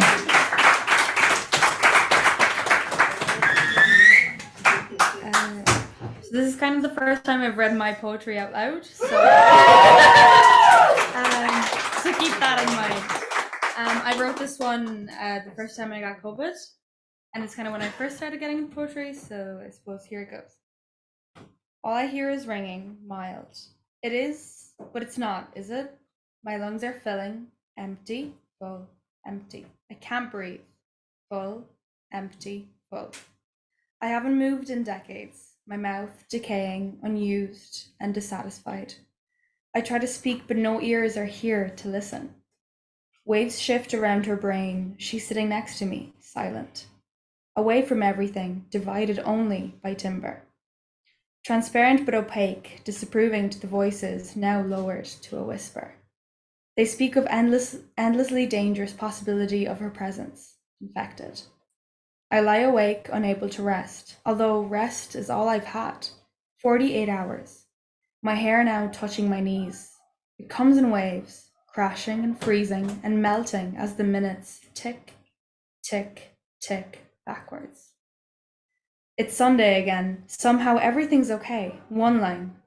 The danger isn't apparent yet. Her head hurts, but she tells no soul of the possibility of attack. Like Jews hidden away in a closet, forbidden words latching to my throat as they say, stay positive. I wish it were easier to lie, yet I sigh away the hours as they slither by, haunting. It's only been 2 days. Now a pair, though barely apparent, shy, afraid to show the true colors of her nature, aware of the consequences she must face, a threat. All she wants is to be known, but she is, her name now, a mockery by all, buzzing, spinning, empty, full, Someone is listening too closely. Stay away, afraid, at a distance. Too apparent but necessary to them. For all she yearns is the warmth of the fingers to trace her face. She sighs. 5 more days. 119 hours left. Time applauds her every passing minute. You made it. Almost. Thank you.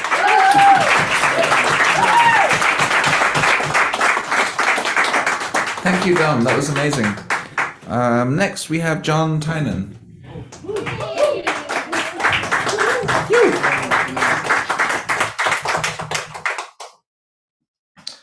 Or something a bit different. Deceiver.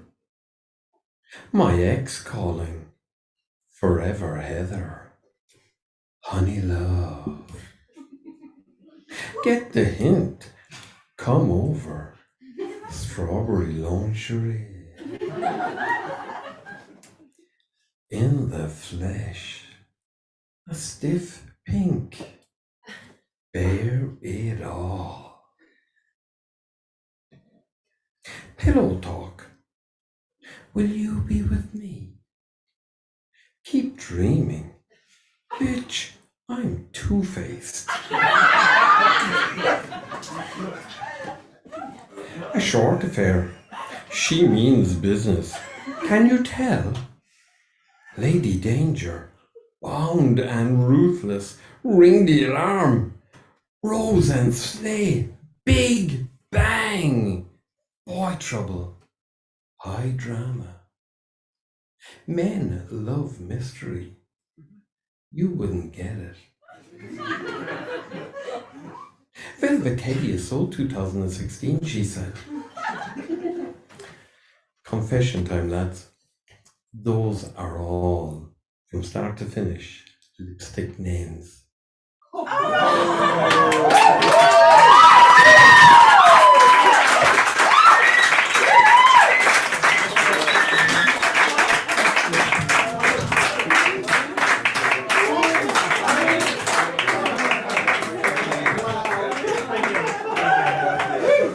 Fair play, John. Hey, next up is Alexandra Toth.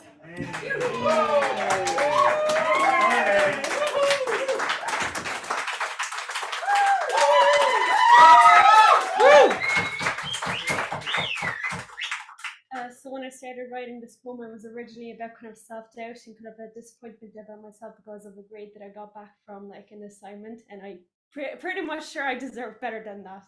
Anyways, but then I kind of got sidetracked and started talking about other topics as well. So this poem is called Simulation. What is my worth is a question I ask myself in times of doubt. Doubts about myself, doubts about my talent, but more specifically, doubts about my intelligence. Truth be told, we live in a society where a person's intelligence is what's seeked upon, to be deemed worthy or successful. Is this not madness? How our talents shine but get ripped away from us within seconds, all because they're not recognized by our schools, by our government. I seek freedom. I want to be free like the wild horses roaming this earth. I want to be free like the eagles soaring through the sky. I seek freedom, but not just me, everyone. Our freedom has vanished. We live like robots, forced to learn useless information. Go to school, they say. Do well in your assignments, they say. But if you don't or can't soak in information like others, you are deemed a failure. Same with work. Wake up, do your job, go home. There is no freedom. We are robots in this simulation. Our government leaders forcing us to dwell by their rules. I want to break free from this simulation. I wish to be a robot no more, but this dream can never become a reality.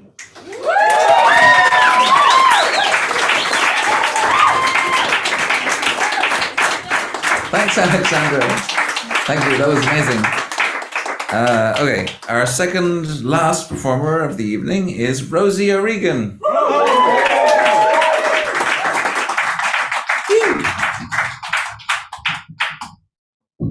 Hey up.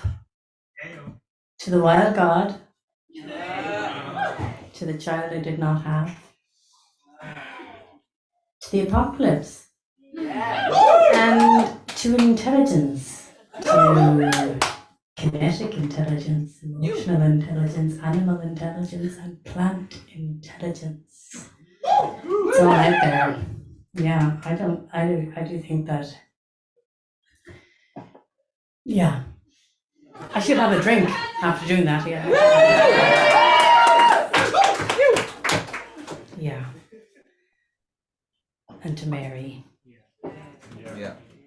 Body weather, Beara Peninsula, for Neve.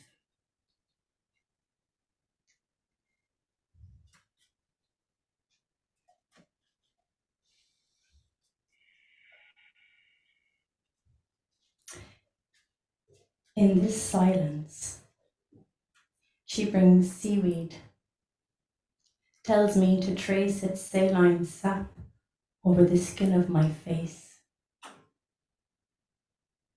I carry rock-drained bunches back, slip them into a hot bath of rain-yellowed wild water. Earth, sea, sky. Minerals dissolve.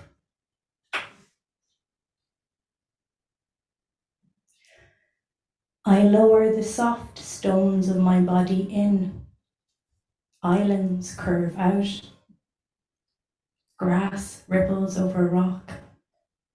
A shoreline.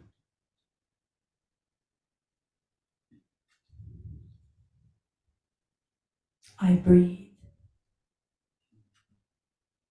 Witness the pulse of my heart in the breath of my belly. 1 beat per second until my full swell absorbs it, conceals it for 3, 4, 5 seconds.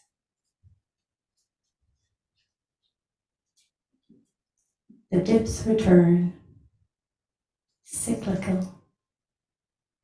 Waterlight moves.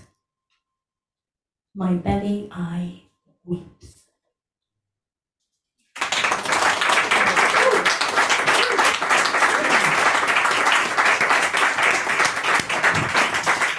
Thanks very much, Rosie.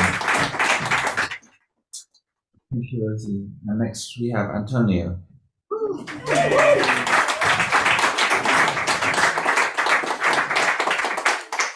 Thank you, Ben. I wasn't supposed to read tonight, but then I knew about this sad news, and I decided, yeah, to write this poem for Mary, this beautiful person, kind, that I met here, and this is for Mary, who she passed away. Fly with me, my soul, bring me to Gaza. We will build a kingdom without tears.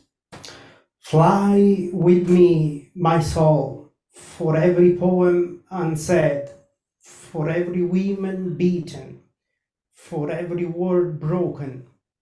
Fly with me, my soul, bring me to the heaven of the poets, where I belong. Fly with me, my soul. Without my tired body, I will become air, rain, wind. Fly with me, my soul. I will live forever in your words. I will live forever in your words. Thank you.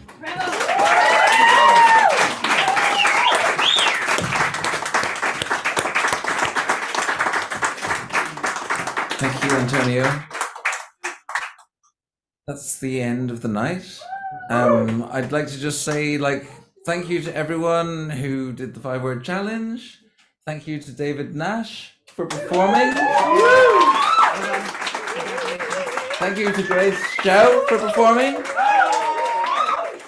Thank you to all of you who read on the open mic.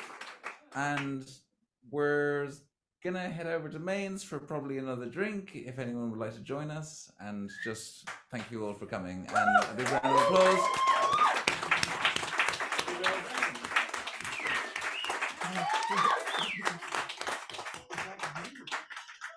Lovely.